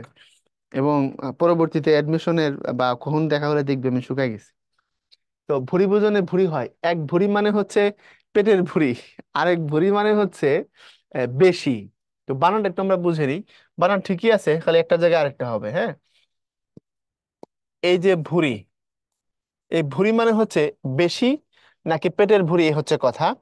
এই ভুরি মানে হচ্ছে বেশি, আর এই ভুরি মানে হচ্ছে মোটা পেট। এখন একটু খেয়াল করে দেখি এখানে ঝামেলাটা কোথায়। তো আগেরটা পিছে চলে গেছে, পিছেরটা আগে চলে গেছে না, বেশি খেলে পেট মোটা হয়। এই যে খেয়াল করো, এই ভুরি ভোজনে ভুরি হয়, তাইলে আমরা এখানে এটাকে নিয়ে আসবো এরকম, ভুরি ভোজনে ভুরি হয়, এই হচ্ছে কথা। ওকে। ভুরি ভোজনে ভুরি হয়। আচ্ছা, এখন কবিতার নাম 2 বিঘা জমি। হ্যাঁ, 2 বিঘা জমি। ওখানে বলা আছে, মনে করে দেখো, একটা ভাব সম্ভাষণ তোমরা এইটা করে আসছিলা, মনে আছে? ক্লাস 8 একটা ভাব সম্ভাষণও ছিল এরকম, যে ওই যে রাজার হস্ত করে সমস্ত কাঙালের ধন চুরি, এ জগতে হায় সেই বেশি চায় আছে যার ভুরি ভুরি, এ জগতে হায় সেই বেশি চায় আছে যার ভুরি ভুরি, রাজার হস্ত করে সমস্ত কাঙালের ধন চুরি, ওই ভুরি মানে বেশি। এরপরে নিচে যিনি দাঁড়িয়ে আছেন তিনি খুব নিচু। আমি একটু যদি এখান থেকে এই দীর্ঘকারটা উঠায় দেখাই, এই যে ভুরি ভোজনে ভুরি হয়। আচ্ছা, নিচে যিনি দাঁড়িয়ে আছেন তিনি খুব নীচ, দুটার অর্থ একটু খেয়াল করো। এই এই নিচ আর এই নিচ, এই নিচ মানে হচ্ছে হীন, আর এই নিচ মানে হচ্ছে নিচের দিকে। আমরা বলি নিচের তলা, তো নিচের তলা মানে দন্তন্য রস্যই, আর হীন বা খারাপ ওইটা হলো দন্তন্য দীর্ঘই। তাহলে আগেরটা পরে, পরেরটা আগে, এই জন্য তুমি এরকম বলে বলবা, নিচে যিনি দাঁড়িয়ে আছেন তিনি খুব নিচ, অর্থাৎ নিচের তলায় যিনি অপেক্ষা করছেন তিনি খুব খারাপ লোক। এত এত নিচু কাজ করতে তোমার বাধে নাই, ওইটা হচ্ছে এটা। আর কি করে তুমি এত নিচে নামলে, এটা হচ্ছে এটা। কারণ নিচু কাজ করলে মানুষ নিচে নামে। এবার ক্লিয়ার? এরপরে তিনি আমার ভাবি, ভাবি কথা ঠিকই আছে, বানানটা ভুল। দেখো, এই যে এই ভাবি, এই ভাবি মানে হচ্ছে হবু বা ভবিষ্যতে যা হবে। এমন হলে এরকম ভাবি বলে। আর এই ভাবি মানে হচ্ছে ভাইয়ের বউ। এই ভাবি মানে ভাইয়ের বউ। এখন তিনি আমার ভাবি ভাবি বাক্য ভুল হয়ে গেছে না? দেখো তো। হ্যাঁ, ভুল হয়ে গেছে। তো তিনি আমার হবু ভাবি, তো হবুটারে আগে আনতে হবে না? তো তিনি আমার ভাবি ভাবি, তিনি আমার ভাবি ভাবি। এরপরে জ্ঞানী মূর্খ অপেক্ষা শ্রেষ্ঠতর। একটু খেয়াল করো তো। জ্ঞানী মূর্খ অপেক্ষা শ্রেষ্ঠতর, শ্রেষ্ঠর পরে আর তর বলার দরকার হয় না। শ্রেষ্ঠ মানে এটা এমনিতে সুপারলেটিভ। আমরা নর্মালি শ্রেষ্ঠতর, শ্রেষ্ঠতম এমন বলি, দরকার নাই। জ্ঞানী মূর্খ অপেক্ষা শ্রেষ্ঠ, দ্যাটস ইট। আর মূর্খ বানানটা ঠিক করে নিতে হবে। আর এখানে শ্রেষ্ঠতর না বলে আচ্ছা, মূর্খটা ঠিক আমিই করে দিই। জ্ঞানী মূর্খ অপেক্ষা, মূর্খতে কি জফলা আছে? হ্যাঁ, জ্ঞানী মূর্খ অপেক্ষা হচ্ছে শ্রেষ্ঠ, দ্যাটস ইট, ওকে। তারপরে হচ্ছে স্বাক্ষর লোক মাত্রই শিক্ষিত নয়। এখন স্বাক্ষর মানে কি? স্বাক্ষর মানে হচ্ছে যে স্বাক্ষর দিতে জানে একটা। আরেকটা স্বাক্ষর মানে হচ্ছে অক্ষর জ্ঞান সম্পন্ন। এখন তুমি এটাকে কোন ভাবে নিচ্ছ তার উপর ডিপেন্ড করতেছে তুমি কি লিখবা, আর তার অর্থগত দিকটা কোন জায়গায় নিয়ে দাঁড় করাবা। ঠিক না? তো জ্ঞানী মূর্খ অপেক্ষা শ্রেষ্ঠতর, এখানেও একটু ঝামেলা আছে মনে হচ্ছে। জ্ঞানীতে মূর্খ, মূর্খতে তো জফলা নাই রে। মূর্খতে জফলা নাই, জফলা তুলে দিলুম। মূর্খ অপেক্ষা শ্রেষ্ঠ, আচ্ছা। স্বাক্ষর লোক মাত্র শিক্ষিত নয়। তো স্বাক্ষর আর স্বাক্ষর কই লিখবো? জায়গা আছে? হ্যাঁ, আছে। এই স্বাক্ষর মানে হচ্ছে নিজের সিগনেচার। আর এই স্বাক্ষর মানে হচ্ছে অক্ষর জ্ঞান সম্পন্ন। অক্ষর জ্ঞান সম্পন্ন। তাহলে স্বাক্ষর লোক মাত্র শিক্ষিত নয়। তো এই স্বাক্ষর হবে, এই স্বাক্ষর মানে তো সিগনেচার। তুমি স্বাক্ষরের জায়গায় খালি পড়ো যে সিগনেচার লোক মাত্র শিক্ষিত নয়, না। তাহলে পড়তে হবে স্বাক্ষর, বফলা তুলে দিতে হবে। বলতে হবে স্বাক্ষর লোক মাত্র শিক্ষিত নয়, অর্থাৎ লেখাপড়া জানলেই কেবল তাকে শিক্ষিত বলে না। শিক্ষা মনের ব্যাপার, সত্যিকারের মানুষ হওয়ার ব্যাপার। এরপরে এক, দুই, তিন, চার, পাঁচ। এই পাঁচটা ভাইয়া তোমাদেরকে একদম এক টাচে শেষ করে দিচ্ছি। এতক্ষণ ধরে যা যা পড়লাম তার আলোকে এখানে আমরা এটাকে অ্যাপ্লাই করে দেবো ইনশাল্লাহ। দিলে আশা করি তোমরা খুব দ্রুত এটাকে আয়ত্ত করতে পারবা, বুঝতে পারবা। পূর্ব দিকে সূর্য উদয় হয়, উদয় হওয়ার সুযোগ নাই, এটা উদিত হবে। গীতাঞ্জলি বানানটা ঠিক করলেই হয়ে যাবে। গীত যোগ অঞ্জলি সমান অঞ্জলি মানে হচ্ছে রস্বইকার, গীতাঞ্জলি। নদীর জল হ্রাস হয়েছে, হ্রাস হয় না, হ্রাস পায়। তো হ্রাস পেয়েছে। এরপরে এক কথা প্রমাণ হয়েছে, এই প্রমাণ প্রমাণিত, এটা নিয়ে ইংরেজি বাংলা অনেক কিছু মিলাই মিলাই বারবার বলছি। তো প্রমাণ হয়েছে বলা যাবে না, বলতে হবে তার এই কথাটা কি হয়েছে, প্রমাণিত হয়েছে। আমার এই পুস্তকের আবশ্যক নেই, আমার এই পুস্তকের আবশ্যকতা নেই। তারপরে তোমার তত্ত্ব গ্রাহ্যযোগ্য নয় হবে না, তোমার তত্ত্ব গ্রহণযোগ্য নয়, অথবা তোমার তত্ত্ব গ্রাহ্য নয়। অল্প দিনের মধ্যে তিনি আরোগ্য হলেন, আরোগ্য কেউ হয় না, আরোগ্য লাভ করে না, আরোগ্য লাভ করলেন। তো এই হচ্ছে ঝামেলা, আচ্ছা। এরপরে আমার আবশ্যক নাই হবে না, আমার আবশ্যকতা নাই, এটার আমার দরকার নাই, প্রয়োজনীয়তা নাই। তো আবশ্যকতা নেই, অনাবশ্যকীয় ব্যাপারে কৌতূহল ভালো নয়। অনাবশ্যকীয় হবে না, কথাটা হবে অনাবশ্যক ব্যাপারে। সে সভায় উপস্থিত ছিলেন, খেয়াল করো। সে হইলে ছিল, সভা বানানটা বলতে হবে সভায়। তাহলে যদি বলো সে সভায় উপস্থিত ছিল, অথবা এখানে যদি বলো তিনি, তিনি সভায় উপস্থিত ছিলেন। কারণ এই সে শব্দেরা, যেটা সে শব্দের সাথে ছিলটা যায়, আর এই তিনি যে শব্দটা, তিনির সাথে ছিলেনটা যায়। সম্ভ্রমাত্মক রূপ না, তিনি ছিলেন, সে ছিল। এই হচ্ছে বিষয়। তোমরা এগুলো এখন অনেকেই বুঝতে পারো না, বড় বড় মানুষের ক্ষেত্রে সে প্রনাউন বলে বলে বেশি। আইনস্টাইন, সে অনেক বড় বিজ্ঞানী ছিল, এটা কি ধরনের কথা? তিনি অনেক বড় বিজ্ঞানী ছিলেন, এটা বলতে হবে। ওকে। সমৃদ্ধশালী বাংলাদেশ আমার একান্ত, আমাদের একান্ত ভাবেই কাম্য। সমৃদ্ধশালীর ব্যাখ্যা তো অনেকবার দিয়েছি। সমৃদ্ধ বাংলাদেশ বলতে হবে, সমৃদ্ধ অথবা সমৃদ্ধিশালী বাংলাদেশ, দুইটার যে কোনো একটা। আমার এ কাজে সহযোগিতা নেই, আমার এ কাজে সহযোগী নেই। দৈন্যতা, দৈন্যতাও প্রশংসনীয় নয়। তো দৈন্যতা তো হয় না, এটা হয় হচ্ছে হয় দৈন্য হবে, না হয় এটা দীনতা হবে। কারো দৈন্যতা নিয়ে উপহাস করো না, কারো দৈন্য নিয়ে উপহাস করো না, অথবা কারো দীনতা নিয়ে উপহাস করো না। আচ্ছা, তিনি তোমার বিরুদ্ধে সাক্ষী দিলেন, সাক্ষী তো আর দেওয়ার সুযোগ নাই, তিনি কি দিয়েছেন? সাক্ষ্য দিয়েছেন। এরপরে উপরোক্ত বাক্যটি শুদ্ধ নয়, উপরোক্ত কথাটা ভুল, এটা হবে উপরিউক্ত। অথবা এটা এমন হইতে পারে, উপরযুক্ত। এমন, সে তাহার শিক্ষকের একান্ত বাধ্যগত ছাত্র। তো এই একান্ত বাধ্যগত ছাত্র, একান্ত বাধ্যগত হয় না, একান্ত বাধ্য হয়। বাধ্য বললেই হয়ে যায়, বুঝতে পারছো? সে তাহার শিক্ষকের একান্ত বাধ্য ছাত্র। তাহারা বাড়ি যাচ্ছে, দেখো এখানে তাহারা এটা হচ্ছে সাধুর রূপ, যাচ্ছে হচ্ছে চলিত রূপ। তো তুমি এখানে বলো তাহারা, না বলে বলো তারা। আর তাহারা বললে বলো তাহারা বাড়ি যাইতেছে, যে কোনো একভাবে এটাকে করলেই হয়ে যাবে। অপব্যয় একটি মারাত্মক ব্যাধি, অপব্যয় একটি মারাত্মক ব্যাধি। একটু খেয়াল করে দেখো, অপব্যয় মানে হচ্ছে অপচয় করা আর কি, ও হয়তো টাকা পয়সা ব্যয় করে ফেলা। তো অপচয় করলা বা টাকা ব্যয় করলা, এটা খারাপ কাজ। তো অপব্যয় একটি মারাত্মক ব্যাধি। এই ব্যাধি বানানটাতে একটু ঝামেলা আছে কিনা একটু ভালো মতো খেয়াল করে দেখো তো, ব্যাধি বানানটার মধ্যে একটু ঝামেলা আছে নিশ্চয়ই, তাই না? ওই জায়গাটা একটু ফাইন্ড আউট করতে পারলে মনে হয়ে যাবে।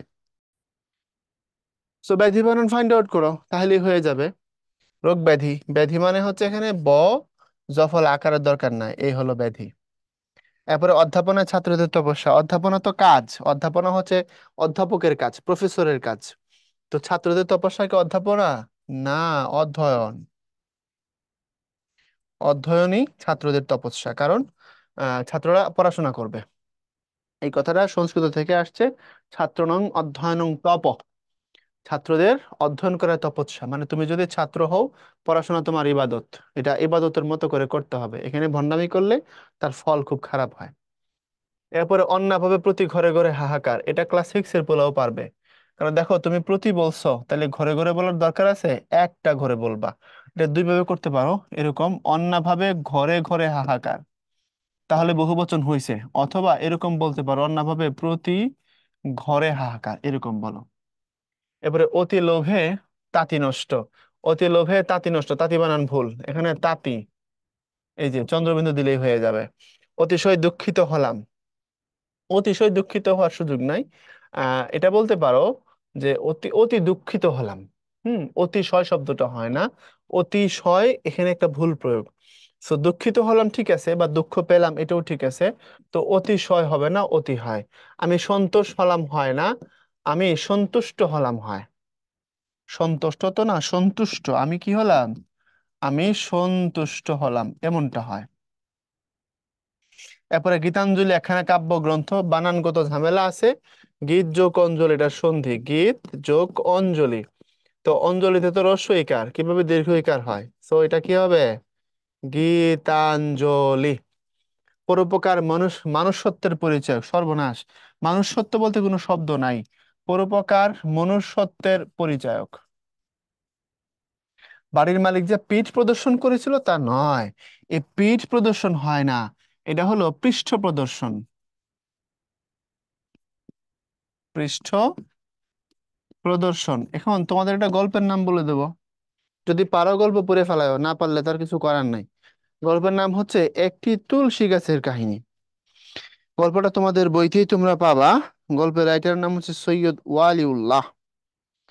এই ওয়ালিউল্লাহর ওই জায়গায় যদি দেখো, একটা ওই যে ভারত আর বাংলাদেশের ভিতরের, তোমার হচ্ছে তখন যে ইয়েটা হয়েছিল, কি বলে, আম, দেশভাগের সময় 47-এ যখন দেশভাগ হয়, তখন বাংলাদেশ বা পাকিস্তান, তো এটা তখন পাকিস্তান, পাকিস্তানের মুসলমানরা পাকিস্তানের হিন্দুদেরকে পিড়িয়ে পাঠাইছে ইন্ডিয়াতে। আর ইন্ডিয়ার হিন্দুরা মুসলমানদেরকে পিড়িয়ে পাঠাইছে হচ্ছে পাকিস্তানে। দাং যখন দাঙ্গা যখন বাজছে, মানে ভারত পাকিস্তান দেশ হয়ে গেছে না মুসলমান হিন্দু ধর্মের ভিত্তিতে, তা ভারতের হিন্দুরা মুসলমানদেরকে পিড়ায় পাকিস্তানে ঢুকাইছে। পাকিস্তানের যেসব হিন্দু ছিল, পাকিস্তানের মুসলমানরা এদেরকে পিড়ায় ইন্ডিয়াতে ঢুকাইছে। ওই জায়গায় তোমার বাংলাদেশের ঢাকার ভূখণ্ড, এটা তো পাকিস্তান হয়েছে, এখান থেকে একটা হিন্দু পরিবার পালায় ইন্ডিয়াতে চলে গেছে। আর ইন্ডিয়া থেকে কিছু মানুষ মুসলমান মার খায়া এখানে আসছে, আয়সা ওই হিন্দু বাড়িতে ঢুকছে। ঢুকে ওইখানে দেখে একটা তুলসী গাছ।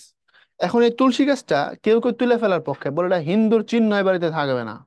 ওরা আমাদেরকে পিড়ায় আমাদের দেশ থেকে এখানে পাঠাইছে, হিন্দুদের আমরা সহ্য করবো না। থাকতেছে হিন্দুর বাড়িতে, বলতেছে হিন্দুর চিহ্ন এখানে থাকবে না। আরেকজনের সর্দি কফ কাশি, এর শরীর ভালো থাকে না, ও বলতেছে না তুলসী গাছটা থাকুক না, ওর নাম ইউনুস, রোগা পটকা। তা ইউনুস নাম যেগুলোর থাকে বেশিরভাগ ক্ষেত্রে যেগুলো রোগায় হয়, তো ও বলতেছে এটা থাকুক না, মানে তুলসীর রস খাইলে ওর তো উপকার, এই জন্য সেটা রাখার পক্ষে। এ হচ্ছে বিষয়, এটা নিয়ে অনেক ঝামেলা হয়েছে আর কি। ওই জায়গায় কথাটা আছে, বাড়ির মালিক যে পৃষ্ঠ প্রদর্শন করেছিল এমন নয়। পৃষ্ঠ প্রদর্শন মানে হচ্ছে চুরি করে পালাই যাওয়া, তো চুরি করে তো পালায় নাই, তার এখান থেকে পিড়ে ভাগানো হয়েছে। বুঝেছো কথা? সো পেজ প্রদর্শন নয়, পৃষ্ঠ প্রদর্শন। এটার অর্থ এইটা হচ্ছে বাগধারাটা, এই জন্য লেখার সময় খুব ঠিকঠাক লিখতে হবে। পৃষ্ঠ না, কিন্তু পৃষ্ঠ হওয়ার কথা, নাকি পৃষ্ঠ হয়। ভাইয়া কনফিউজ হয়ে গেছি রে, পৃষ্ঠ না পৃষ্ঠ, এটা একটা কনফিউশন, ঠিক করে দিতে হবে, তাই না? তো এটা পৃষ্ঠ না পৃষ্ঠই, ঠিকই আছে রে। ভাইয়ের মাথায় যেটা আসে ওইটাই, প্রথমে আসাটা ঠিক এটা। এরপরে বিদ্যানকে সকলে শ্রদ্ধা করে ভাইয়া বানানটা ঠিক করে দিলেই হবে। বিদ্যান বানানটা নিচে বফলা, সামনে আকার। হ্যাঁ, অনেকে কিন্তু বিদ্যান এরকম করে লিখতে চায়, হ্যাঁ এরকম করে দিয়ে জফলা দিয়ে এই বিদ্যানটা অনেকে লিখে। বুঝছো, এটা ভুল, এটা করা যাবে না। মেয়েটি বিদ্বান কিন্তু ঝগড়াটে, বানানো ভুল, শব্দ ভুল, মেয়েটি বিদুষী। যাবতীয় প্রাণীকুল এই গ্রহের বাসিন্দা। যাবতীয় প্রাণীকুল বলার দরকার নেই, যাবতীয় প্রাণী বললেই হয়ে যাবে, তাইলে এই ঝামেলা শেষ। যাবতীয় বললে আর কুল বললে এটা বাহুল্য দোষ হয়। আবার এখানে একই কাহিনী, যাবতীয় পরে প্রাণী, প্রাণীর পরে রাই, প্রাণী রা বলার দরকার না, যাবতীয় প্রাণী বৃন্দ বলার দরকার না, যাবতীয় প্রাণী। আর তাছাড়া বৃন্দ কথাটা মানি লোকের বহু বচন। এই গণ, তারপরে বৃন্দ, তারপরে মণ্ডলী, বর্গ, এই চারটা হলো মানি লোকের বহু বচন। এই চারটা মানি লোকের বহু বচন। এরপর রচনাটির উৎকর্ষতা অনস্বীকার্য। উৎকর্ষতা বলতে কোনো শব্দই নেই, শব্দটা হলো উৎকর্ষ। আমাদের একটা প্ল্যাটফর্ম আছে না, উৎকর্ষ একাডেমিক, তোমরা একটা হেল্প নিতে পারো, ছোটদেরকে ওখান থেকে হেল্প নিবা, ভর্তি করে দিবা। উৎকর্ষে আমরা খুব ডিটেইলে পড়াচ্ছি, তাই না? এরপরে মাদকাসক্তি ভালো নয়, শক্তি মানে তো এনার্জি, সো তুমি এখানে এটা এরকম করে পড়বা, মাদকাসক্তি। কারণ এটা আসক্তি থেকে কথাটা আসছে, তো আসক্তি কথার বানানটা তো এরকম, তাই না? সকল ছাত্রগণ ক্লাসে উপস্থিত, ছাত্রগণ হবে না, সকল ছাত্র। এরপরে তুমি টাকাটি আত্মসাৎ করেছো, বানান ভুল, বানান ভুল, এই হচ্ছে আত্মসাৎ। এই বাংলাদেশ একটি উন্নতশীল দেশ, উন্নতশীল হয় না, বাংলাদেশ একটি উন্নয়নশীল দেশ। বাংলাদেশ একটি কি দেশ? উন্নয়নশীল দেশ। অন্যায়ের ফল দুর্নিবার্য।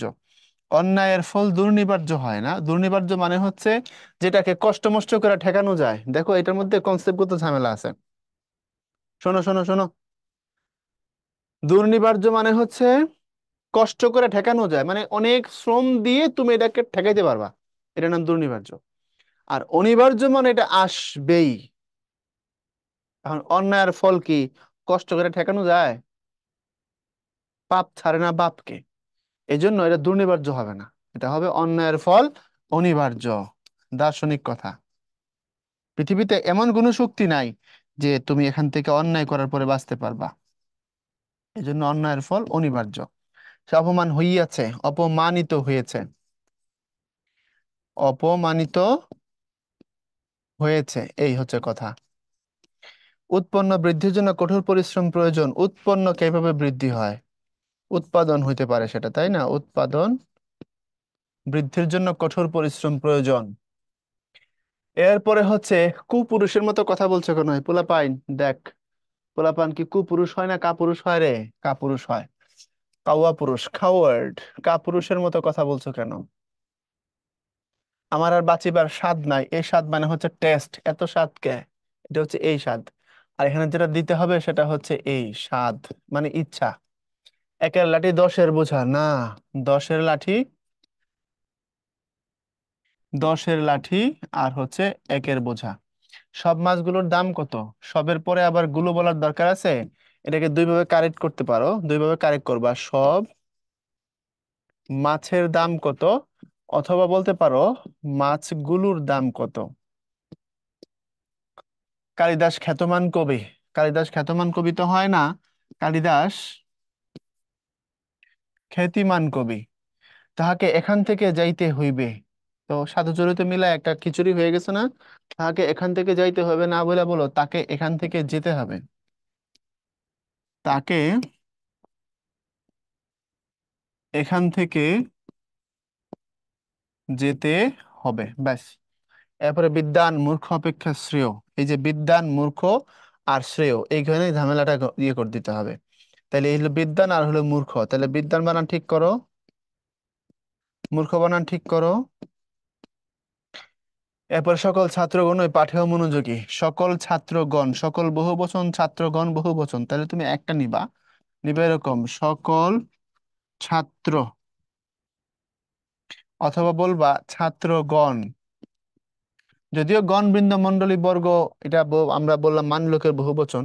তো ছাত্রগণ না বলে সকল ছাত্র বলে দাও, এটাই ভালো।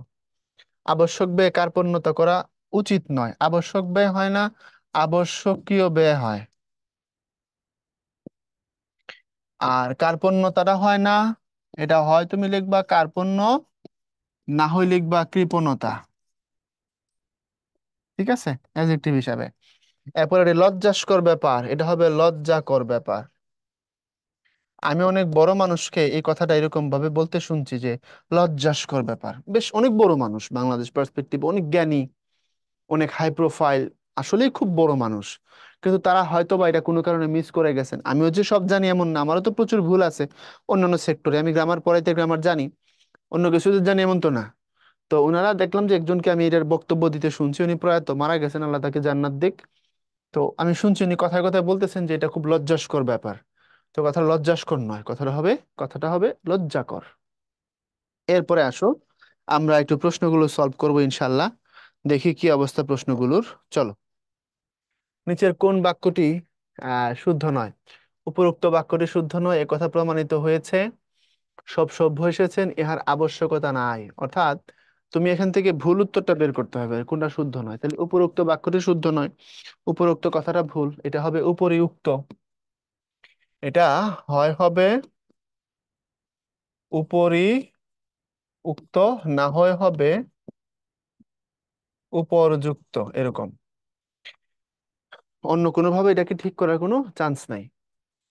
কোনটি শুদ্ধ নয়? হরিতকি, উষা, উরু, উচ্ছল। এই যে নিচে দেখো একটা বফলা দিতে হবে, তাই না? নিচে একটা বফলা দিতে হবে এটা। আর উরু, এখানেও একটা তোমার দীর্ঘকার দিতে হবে, উষা দীর্ঘকার দিতে হবে, হরিতকিতে রস্বইকার দিতে হবে।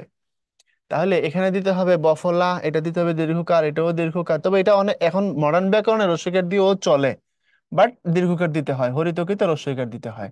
এমন ঝামেলা, সব করাতে ঝামেলা। কি যে প্রশ্ন করলো, সঠিক উত্তর বসাইতে গিয়েও ভুলভাবে লিখে দিছে, কি করার আছে বলো? ওকে। কোনটি শুদ্ধ নয়? সবই শুদ্ধ নয়, ঝামেলা সব জায়গায়। প্রমিত বানান রূপ কোনটি? দিক নির্ণয়। এই যে মাঝখানে যেটা আছে উ দিয়ে, যেটা ওটা হচ্ছে উত্তর। দিক নির্ণয়, দিক নির্ণয় হয় না, দিককে নির্ণয় করলে সেটা দিক নির্ণয় বলে। উচ্চারণ করার সময় এভাবেই আসে, সো এটাই হচ্ছে উত্তর। ঠিক আছে। এরপরে আসো, কোন বানানটি শুদ্ধ? বুদ্ধিজীবী, মরীচিকা, পূর্বাহু, আত্মা। বুদ্ধিজীবী দীর্ঘ ইকার দিতে হবে। যত জীবী আছে সব জীবীতে দীর্ঘ ইকার হয়, সো এটা ভুল। বুদ্ধির পরে জীবী দিছো না, যত জীবী, পেশাজীবী, বুদ্ধিজীবী, মৎস্যজীবী, যত জীবী, এটা ভুল আছে, তাহলে দীর্ঘ ইকার দিলাম। মরীচিকা ঠিক। পূর্বাহু হয় না, পূর্বাহ্ন হয়। আত্মা তো বুঝতেই পারতেছো, সো এটা তো পূর্বাহু মানে শব্দই নেই। পূর্বাহ্ন এই অর্থে যদি দিতে চাও আর কি, সেক্ষেত্রে পূর্বাহ্ন নিচে মূর্ধন্য দিয়ে করতে পারো। আর আত্মা মানে হচ্ছে সোল, তাই তো, তো নিচে মফলা দিয়ে করতে হবে। এই জন্য আমরা এখান থেকে একটা নিতে পারছি, সেটা হচ্ছে মরীচিকা। নিচে যে শব্দগুচ্ছ প্রমিত বানানের দৃষ্টান্ত, সমীচীন ভুল, আর দেওয়ার দরকার নাই। নির্নিমেষ, অপরাহ্ন, মুমূর্ষু, অপরাহ্ন বানান নিচে হবে, এটাও ভুল। সমীক্ষণ, বিষণ্ণ, বাল্মীকি, এটা ঠিক আছে। আচ্ছা, এখন খেয়াল করো। উম পরিষ্কার, বিভীষিকা, পুনঃপৌনিক। পরিষ্কার ঠিক আছে, বিভীষিকা ঠিক আছে, পুনঃপৌনিক তো ঠিক আছে। আচ্ছা, প্রমিত বানানের দৃষ্টান্ত বলছে, দেখো সমীচীন ভুল হওয়ার কারণে পুরাটা ভুল হয়েছে। এখানে অপরাহ্ন ভুল হওয়ার কারণে সব ভুল হয়েছে, অপরাহ্নতে নিচে হবে। কারণ একটু রুলটা একটু খেয়াল করো, যদি ব্যাপারটা হয় এরকম, মধ্যাহ্ন পাশে হবে, তারপরে প্লাস যদি হয় সায়াহ্ন, এটাও কি হবে, পাশে হবে, এগুলো দুটোর মধ্যে দন্তান্ন। আচ্ছা, যদি হয় কথাটা পূর্বাহ্ন, এটা নিচে হবে। প্লাস যদি হয় অপরাহ্ন, অপরাহ্ন এটাও নিচে হবে। এটা হলো মূর্ধন্য। হ্যাঁ, মূর্ধন্য দিতে হবে, তাহলে উপরে দুইটা ভুল গেল। তারপরে সমীক্ষণ, বিষণ্ণ, এই বিষণ্ণ তো দন্তন্য দন্তন্য, বিষণ্ণ দন্তন্য দন্তন্য, তাই না? এই যে উপরে মূর্ধন্য দিয়ে নিচে দন্তন্য দিছে, দেখো কত বড় পেজ দিছে। এটাও ভুল। এখানে পরিষ্কার ঠিক, বিভীষিকা ঠিক, পুনঃপৌনিক ঠিক, সো ডি হচ্ছে অ্যান্সার। কথা বুঝতে পেরেছো কি? ডি হচ্ছে অ্যান্সার। বাকি জায়গাগুলোতে ঝামেলা আছে। তারপরে অপপ্রয়োগের দৃষ্টান্ত, সুগন্ধ ফুল, বিষাদ মণ্ডিত, সংযত বাক, সুনীল আকাশ। অপপ্রয়োগের দৃষ্টান্ত বিষাদ মণ্ডিত, এটা এক জায়গায় হবে, কারণ এটা তৃতীয় তৎপুরুষ সমাস। তো সমাসবদ্ধ শব্দ একসাথে লিখতে হয়, গ্যাপ করতে হয় না, যে গ্যাপটা দিছে না, গ্যাপটা ভেজাল হয়েছে। এরপরে উপরেরটা সুগন্ধি ফুল বলা যায়, সুগন্ধ ফুল, হ্যাঁ ঠিকই আছে। এরপরে নিচের কোনটিতে বহুবচনের অশুদ্ধ ব্যবহার হয়েছে, পাখির সব, বুধমালা, পণ্ডিত সভা, নেতৃবর্গ। তো এটা, এটার অর্থ কি? অর্থই তো নাই, এটা ভুল। পাখি সব করে রব রাতে পুহাইল, ঠিক আছে। পণ্ডিত সভা ঠিক আছে, নেতৃবর্গও ঠিক আছে। চন্দ্রবিন্দুর ভুল প্রয়োগ করেছে, কাঁধ, সাঁকো, আঁকা বাঁকা, কাঁচ নিচেরটা। এটা কাঁচ হবে না, এটা হবে কাচ, কাচ হবে। ওটা কাঁধ, এই যে শোল্ডার, ঠিক আছে। সাঁকো তো সাঁকো, বাঁশের সাঁকো, আঁকা বাঁকা মানে আঁকা বাঁকা, তো এটাও ঠিক আছে। এখানে কাছেও হয়তো চন্দ্রবিন্দু দেওয়ার দরকার নেই। বাক্যাংশটিতে আসলে ব্যঙ্গ করিয়া বলা হইয়াছে যে আমাদের আচরণ এতই বর্বর ছিল যে তা কাপুরুষতার চাহিতে লজ্জাজনক ছিল। চরিত্রের বাক্যটিতে ভুলের সংখ্যা। প্রথম কথা হচ্ছে, এটাকে চরিত্রিত বানাইতে হবে এক। দ্বিতীয়ত, অন্যান্য ভুলও কারেকশন করতে হবে। এখন বাক্যাংশটিতে আসলে ব্যঙ্গ করিয়া, ব্যঙ্গ বানান ভুল, করিয়াটা করে হবে, বলা হইয়াছেটা হয়েছে হবে। আমাদের আচরণ এতটাই বর্বর ছিল যে তা কাপুরুষতার চাহিত লজ্জাজনক ছিল। আচ্ছা, এই চাহিতেও এটা আরেকটা ভুল। আমাদের আচরণ, এটা আরেকটা ভুল, এখানে মূর্ধন্য হবে। দেখছো, সব ধরা পড়ছে। তাহলে এক দুই তিন, এক দুই তিন চার পাঁচ ছয়, ছয়টা ভুল এই জায়গায়। তোমাকে এটাকে ছয় বলে ঠিক করতে হবে। লজ্জা বানান বফলা তুলে দিতে হবে, চাহিতেটা চাইতে হবে, আচরণে মূর্ধন্য, ব্যঙ্গটা জফলা দিতে হবে, আকার তুলতে হবে, করিয়াটা করে, হইয়াছে এটা হয়েছে। এই প্রশ্ন দিলে তোরা শেষ। দোয়া কর, নামাজ পড়ে পড়ে আল্লাহ এমন যেন না দেয়। আর এমন দিলে আমার সময় আমি যে ট্রিকটা করতাম, গুনা যে কটা পাইতাম তার থেকে একটা বেশি দিতাম। কারণ আমি দেখতাম প্র্যাকটিস এক্সামের সময় যে আমি ঠিকঠাক ধরতে পারতাছি না, আমি পাই সাতটা, পরে উত্তর দেখি আটটা, আমি পাই পাঁচটা, উত্তর দেখি ছয়টা। অনেক সময় আমি একটা করে বেশি দিতাম। তো এটা যে খুব কার্যকরী কৌশল এমন না, তবে অনেক সময় কাজে লাগে। এরপরে আসো, আমরা পরের অংশ নিয়ে কথা বলবো। দুটি পরস্পর বিরুদ্ধ ও কলহপ্রিয় পক্ষের মধ্যস্থ করিতে হলে নিরপেক্ষ হওয়া শ্রেয়। চলিত বাক্যটিতে ভুলের সংখ্যা কত? তোমাকে প্রথমত চলিত করতে হবে, দ্বিতীয়ত অন্যান্য জায়গাও ঠিক করতে হবে। দুটি পরস্পর বিরুদ্ধ, একটা ভুল। কলহপ্রিয়, ঠিক আছে, মনে হচ্ছে পক্ষের, পক্ষের, আচ্ছা, মধ্যস্থতা, মধ্যস্থ না। আচ্ছা, নিরপেক্ষ হওয়া শ্রেয়। আচ্ছা, দুটি পরস্পর বিরুদ্ধ ও কলহপ্রিয় পক্ষের মধ্যস্থ, আচ্ছা করিতে তো না, এই যে করিতেটা হবে করতে, হলে নিরপেক্ষ হওয়া শ্রেয়। চলিত বাক্য এক দুই তিন চার, দুটি পরস্পর বিরুদ্ধ ও কলহপ্রিয় পক্ষের মধ্যস্থ করিতে হলে নিরপেক্ষ হওয়া শ্রেয়। চলিত বাক্যটিতে ভুলের সংখ্যা, তাহলে আমি আরেকটাও আছে এখানে, দেখো দুটি ঠিক আছে, পরস্পর বিরুদ্ধ, এখানে তো দুইটা ভুল, এখানে তো একটা ভুল না, ঠিকই তো আছে, এখানে দুইটা ভুল। হুম, ঠিকই ধরছি, এখানে ভুল একটা না, আমি পুরোটা একটা নিয়ে গেছি। পরস্পর একটা, বিরুদ্ধ একটা, বিরুদ্ধ বানান ভুল। এক হলো পরস্পর, এটা হলো দন্ত স দিয়ে লিখতে হবে পরস্পর, আর বিরুদ্ধ বানানটা হচ্ছে বিরুদ্ধ, বাট এখানে বিরুদ্ধ দিছে, বুঝছো, দীর্ঘকার দিয়ে দিছে, এটা রস্যকার হবে। আচ্ছা, পরস্পর বানান কেন ভুল? মনে রেখো, এই অ তারপরে দন্তস্ব হয়, যেমন পরস্পর, এটা দন্তস্ব। তারপরে নমস্কার দন্তস্ব, তিরস্কার দন্তস্ব। আচ্ছা, কিন্তু যদি রস্য ই হয় অথবা রস্য উ হয়, সেক্ষেত্রে এটা মূর্ধন্য ষ হবে। যেমন পরিষ্কার, এটা হলো মূর্ধন্য ষ। তারপরে যেমন ধরো হচ্ছে চতুষ্পদ, চতুষ্পদ মূর্ধন্য ষ। So, পরস্পরের মূর্ধন্য ষ দেওয়া এটা ভুল, বিরুদ্ধ বানান ভুল। তাহলে এখানে দুইটা, তাহলে এক দুই তিন চার পাঁচ, এখানে পাঁচটা ভুল। মারাত্মক কোশ্চেন রে ভাই। এই তোরা ভালো মতো পড়, ভালো মতো পড়। দেশ বিভাগের অব্যবহিত পর পরিত্যক্ত বাড়ি দখল করেছিল কলকাতার ঘিঞ্জি এলাকার মাথাগুঁজে দুর্বিষহ জীবনযাপন করা উদ্বাস্তু কয়েকজন মানুষ। বাক্যটিতে ভুলের সংখ্যা কয়টি? দেশ বিভাগের অব্যবহিত পর পরিত্যক্ত বাড়িটি দখল করেছিল কলকাতার ঘিঞ্জি এলাকায় মাথাগুঁজে দুর্বিষহ জীবনযাপন উদ্বাস্তু কয়েকজন মানুষ। উদ্বাস্তু বানান ভুল। জীবনযাপনে দন্তন্য, দুর্বিষহ মূর্ধন্য ষ, গুজে মনে হচ্ছে চন্দ্রবিন্দু, দেখি। মাথা গুঁজে ঘিঞ্জি বানান ভুল।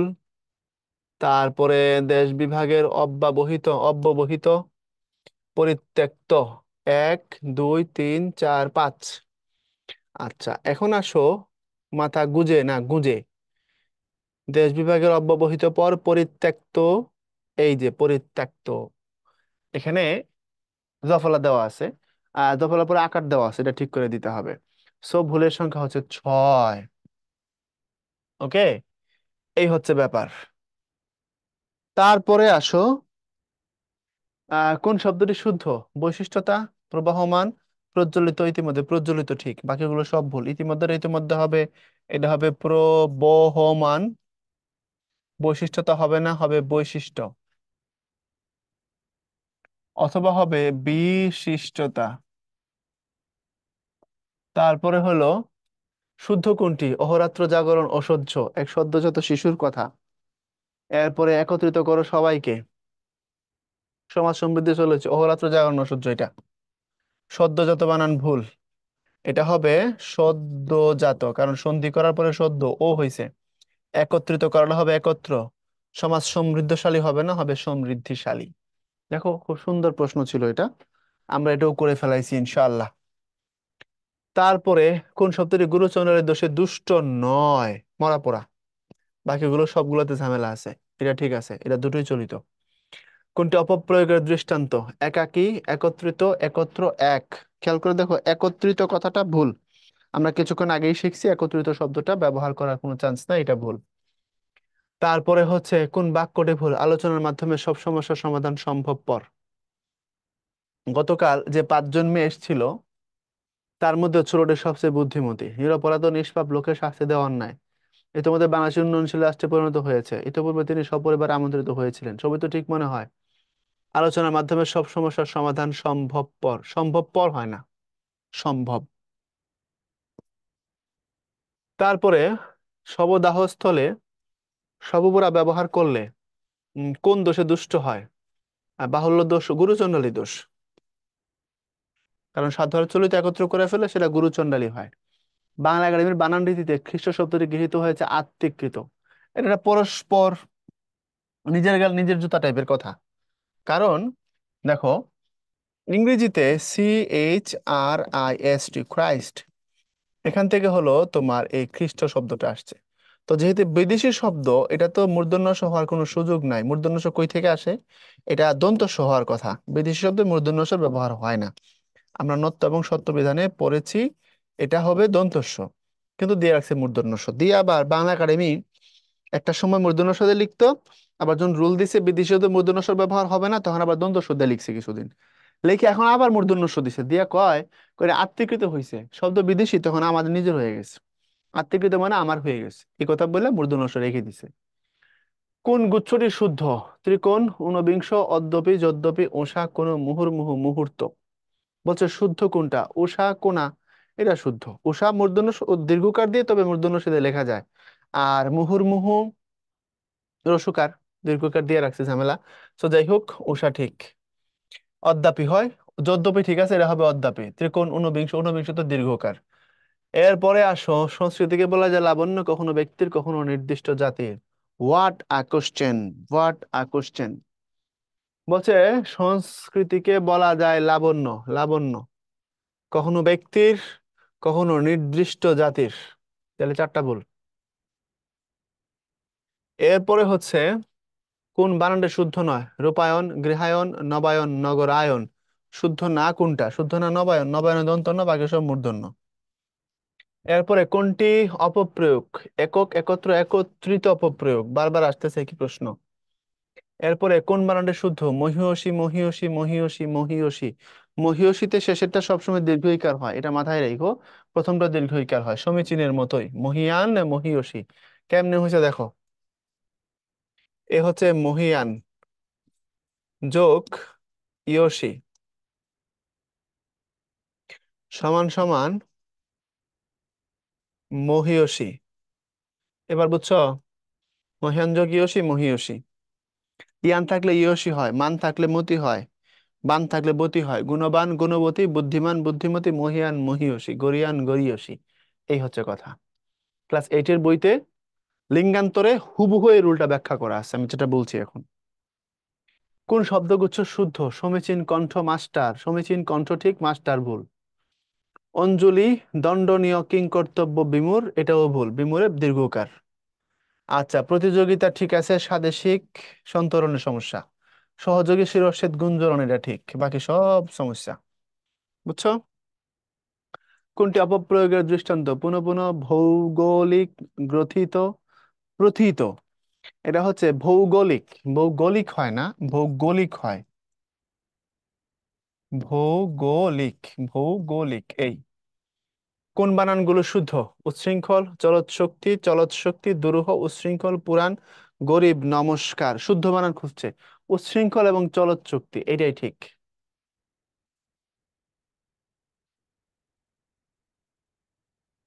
না, চলৎ শক্তি হয়। উপরেরটা তো আমার কাছে ভুল মনে হচ্ছে রে। কি দিলাম এখানে তো? উচ্ছৃঙ্খল এটা ভুল, এখানে নমস্কার ভুল। গরিব তো দীর্ঘ ইকার দিয়ে লিখে। আচ্ছা, দুরূহ ঠিক আছে। চলৎ শক্তি কোনো শব্দ নাই। চলৎ শক্তি, এটা এটা এটা। আমার যদি ভুল হয়েই যায় তোরা কিন্তু, যদি উপরটা ঠিক হয় ভাইয়া, যদি ভুল করে থাকি তোরা আবার এটা হলো হইচই করিস না, আবার গ্রুপে পোস্ট করিস না, কাউসার ভাই এটা দিয়ে ওটা দিছে। ঠিক হলে ওটাই ঠিক, সমস্যা নাই। তবে নিচেরটা চলৎ শক্তি, এটা ঠিক হওয়ার কথা। উপরে চলৎ শক্তি বলে কোনো শব্দ হয় না। চলৎ শক্তি মানে চলাফেরা করার শক্তি। ওকে, অর্থগত দিক থেকে উপরের কথাটা ভুল। নিচের কোন বাক্যটি শুদ্ধ? আপনি সস্ত্রীক আমন্ত্রিত। এই সস্ত্রীক মানে হচ্ছে নিজের বউ নিয়ে আইসেন। তা আমি কেউ দাওয়াত দিয়ে যদি কই নিজের বউ লয়ে আইসেন, গুলি করে মারবো। যে আমার চরিত্র কি এত খারাপ আরেকজনের বউ নিয়ে যেতে পারি? তো ভাবি সহ আইসেন, এই তো। তো এই মানে হচ্ছে নিজ, আর এই মানে হচ্ছে সাথে। ক্লিয়ার? সো আপনি ভাবি সহ আইসেন মানে আপনি সস্ত্রীক আমন্ত্রিত, পরিবার নিয়ে আইসেন, বউ নিয়ে আইসেন। ক্লিয়ার? কোন শব্দগুচ্ছের বানান শুদ্ধ? ইন্দ্রিয়, ক্ষত্রিয়, শুশ্রূষা, সান্ত্বনা, চিহ্ন, অপরাহ্ন। পায়ে গেছে চিহ্ন, অপরাহ্ন। বাকিগুলোতে ঝামেলা আছে, বাদ, কোনো কথা নাই। এরপরে কোনটি শুদ্ধ? দুষ্কৃতিকারী, দুষ্কৃতকারী, দুষ্কৃতকারী, দুষ্কৃতিকারী, দুষ্কৃতিকারী।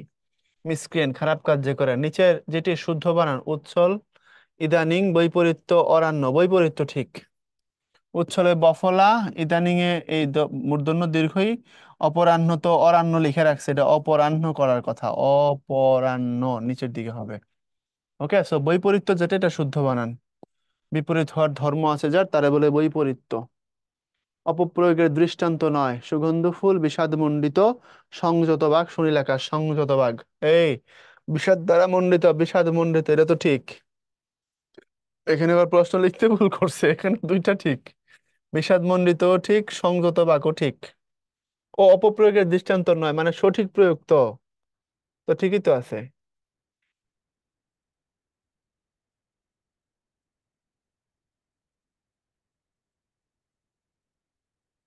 ও আচ্ছা আচ্ছা, একটু প্যাচ লাগাই দিছে। মণ্ডিত বানানটা তো মন্ড, মন্ড, মন্ড, তো এখানে মণ্ডিত হলো তোমার মূর্ধন্য দিয়ে রাখছে, হ্যাঁ। এই দন্তন্য দিতে হবে। বাহ, সুন্দর ভেজাল তো। তো সংযত বাক্য। আচ্ছা, ঠিক শব্দগুচ্ছগুলো শিহরণ, দারুণ, দরুন, এটাই তো। এটা দেখে তো আমি শিহরিত, এই প্রশ্ন দেখে আমি শিহরিত, আমার মধ্যে শিহরণ জেগেছে রে। শুদ্ধ শব্দগুচ্ছ হলো নিষ্কাশন ভুল, অভীষ্ট নিশ্চল সমীচীন, এটাই ঠিক। চন্দ্রবিন্দুর ভুল প্রয়োগ হয়েছে কাঁচ। নিচের কোন বানানটি শুদ্ধ? পরিষ্কার ভুল, শ্রদ্ধা ভাজনীয়, স্নেহাশিস সংস্রব। শুদ্ধ বানান খুঁজতে বলছে, তো সংস্রব ঠিক, স্নেহাশিসের দন্তান্ন, শ্রদ্ধা ভাজনীয় হয়, নিয়াসও হয় না। এরপরে কোন বানানটি শুদ্ধ? দুষ্কৃতকারী ভুল, দুরাবস্থা ভুল, দৌড় ভুল, দুরারোগ্য, এটা ঠিক। বাকি যতগুলো ছিল সবগুলোতে প্রবলেম আছে। নিচের কোন বানানটি শুদ্ধ? সবিশেষ ভুল, সবিশেষ ভুল, সবিশেষ ভুল, সবিশেষ, এটা ঠিক। এরপরে কোনটি অপপ্রয়োগের উদাহরণ? একত্র ঠিক, অধীনস্থ, অধীনস্থ, চিন্তিত, প্রত্যাশিত, অধীনস্থ, এটা ভুল। কারণ অধীন বললেই হয়, অধীনস্থ বলতে হয় না। নিচের কোনটি শুদ্ধ? আপনি সবান্ধব আমন্ত্রিত, সবান্ধব মানে বন্ধু সহ, আপনি সবান্ধবে আমন্ত্রিত, বন্ধু সহ। এখন এটা বুঝাইছে আপনি বন্ধু বান্ধব সহ আইসেন, তাই না? এমন উপরেরটাই ঠিক, এখানে আর কোনো ঝামেলা করার কোনো মানে নাই। কথা বুঝতে পেরেছো? এখন একটু খেয়াল করো, বন্ধু নিয়ে আসতে বলছে না, তো এখন সবান্ধব মানে নিজ বান্ধব, এটা ভুল। সবান্ধবে বলার দরকার নাই, সবান্ধব সহ বলার দরকার নাই, শুধু বান্ধব মানে বন্ধু, শুধু দন্ত স, সস্ত্রীকের মতো, এটাকে কারেক্ট করতে হবে। আপনি সবান্ধব আমন্ত্রিত। নিচের কোনটা অপপ্রয়োগের দৃষ্টান্ত? একত্রিত, ভুল, এটা ভুল অপপ্রয়োগ, বাকিগুলো সপরিবার, শ্রীমতী, সার্ধ, শত, ঠিক আছে। আধুনিক বানান বিধি অনুসারে নিচের কোন বানানটি অশুদ্ধ? 69, পোস্ট অফিস, কাহিনী, ঝর্ণা। বলছে আধুনিক বানান বিধি অনুযায়ী কোনটা অশুদ্ধ? কাহিনীতে মূর্ধন্য, সরি দন্তনের পরে দীর্ঘইকার ওই পাশ দিয়া। বাকি সব ঠিক আছে, 69 ঠিক আছে, পোস্ট অফিস দন্ত স, দন্ত স হবে, ঝর্ণা ঠিকই আছে, 19 কবিতায় তো ছিল একটা ঝর্ণার গান। এরপরে হচ্ছে নিচের কোন বানানটি প্রমিত? শিরচ্ছেদ, শিরশ্ছেদ, এটা ঠিক। প্রমিত মানে আধুনিক, সব থেকে লেটেস্ট। এরপরে আমরা একদমই শেষ প্রান্তে চলে আসছি। বেশ অনেক কঠিন জিনিস নিয়ে কথা বলছি, আর কঠিন বলে আমি একটু ফান টান করে গেছি যাতে তোদের উপরে চাপ কম পড়ে। ওকে, তো পরের লেকচারে আবার পরের অংশ নিয়ে কথা বলবো। পরের অংশটা ভালো মতো দেখবা, সবকিছু মিলে আশা করা যায় তুমি একটা ভালো আইডিয়া ক্রিয়েট করতে পারবা এবং পরীক্ষায় ভালো করতে পারবা। ভালো থেকো, আবার কথা হবে, আল্লাহ হাফেজ।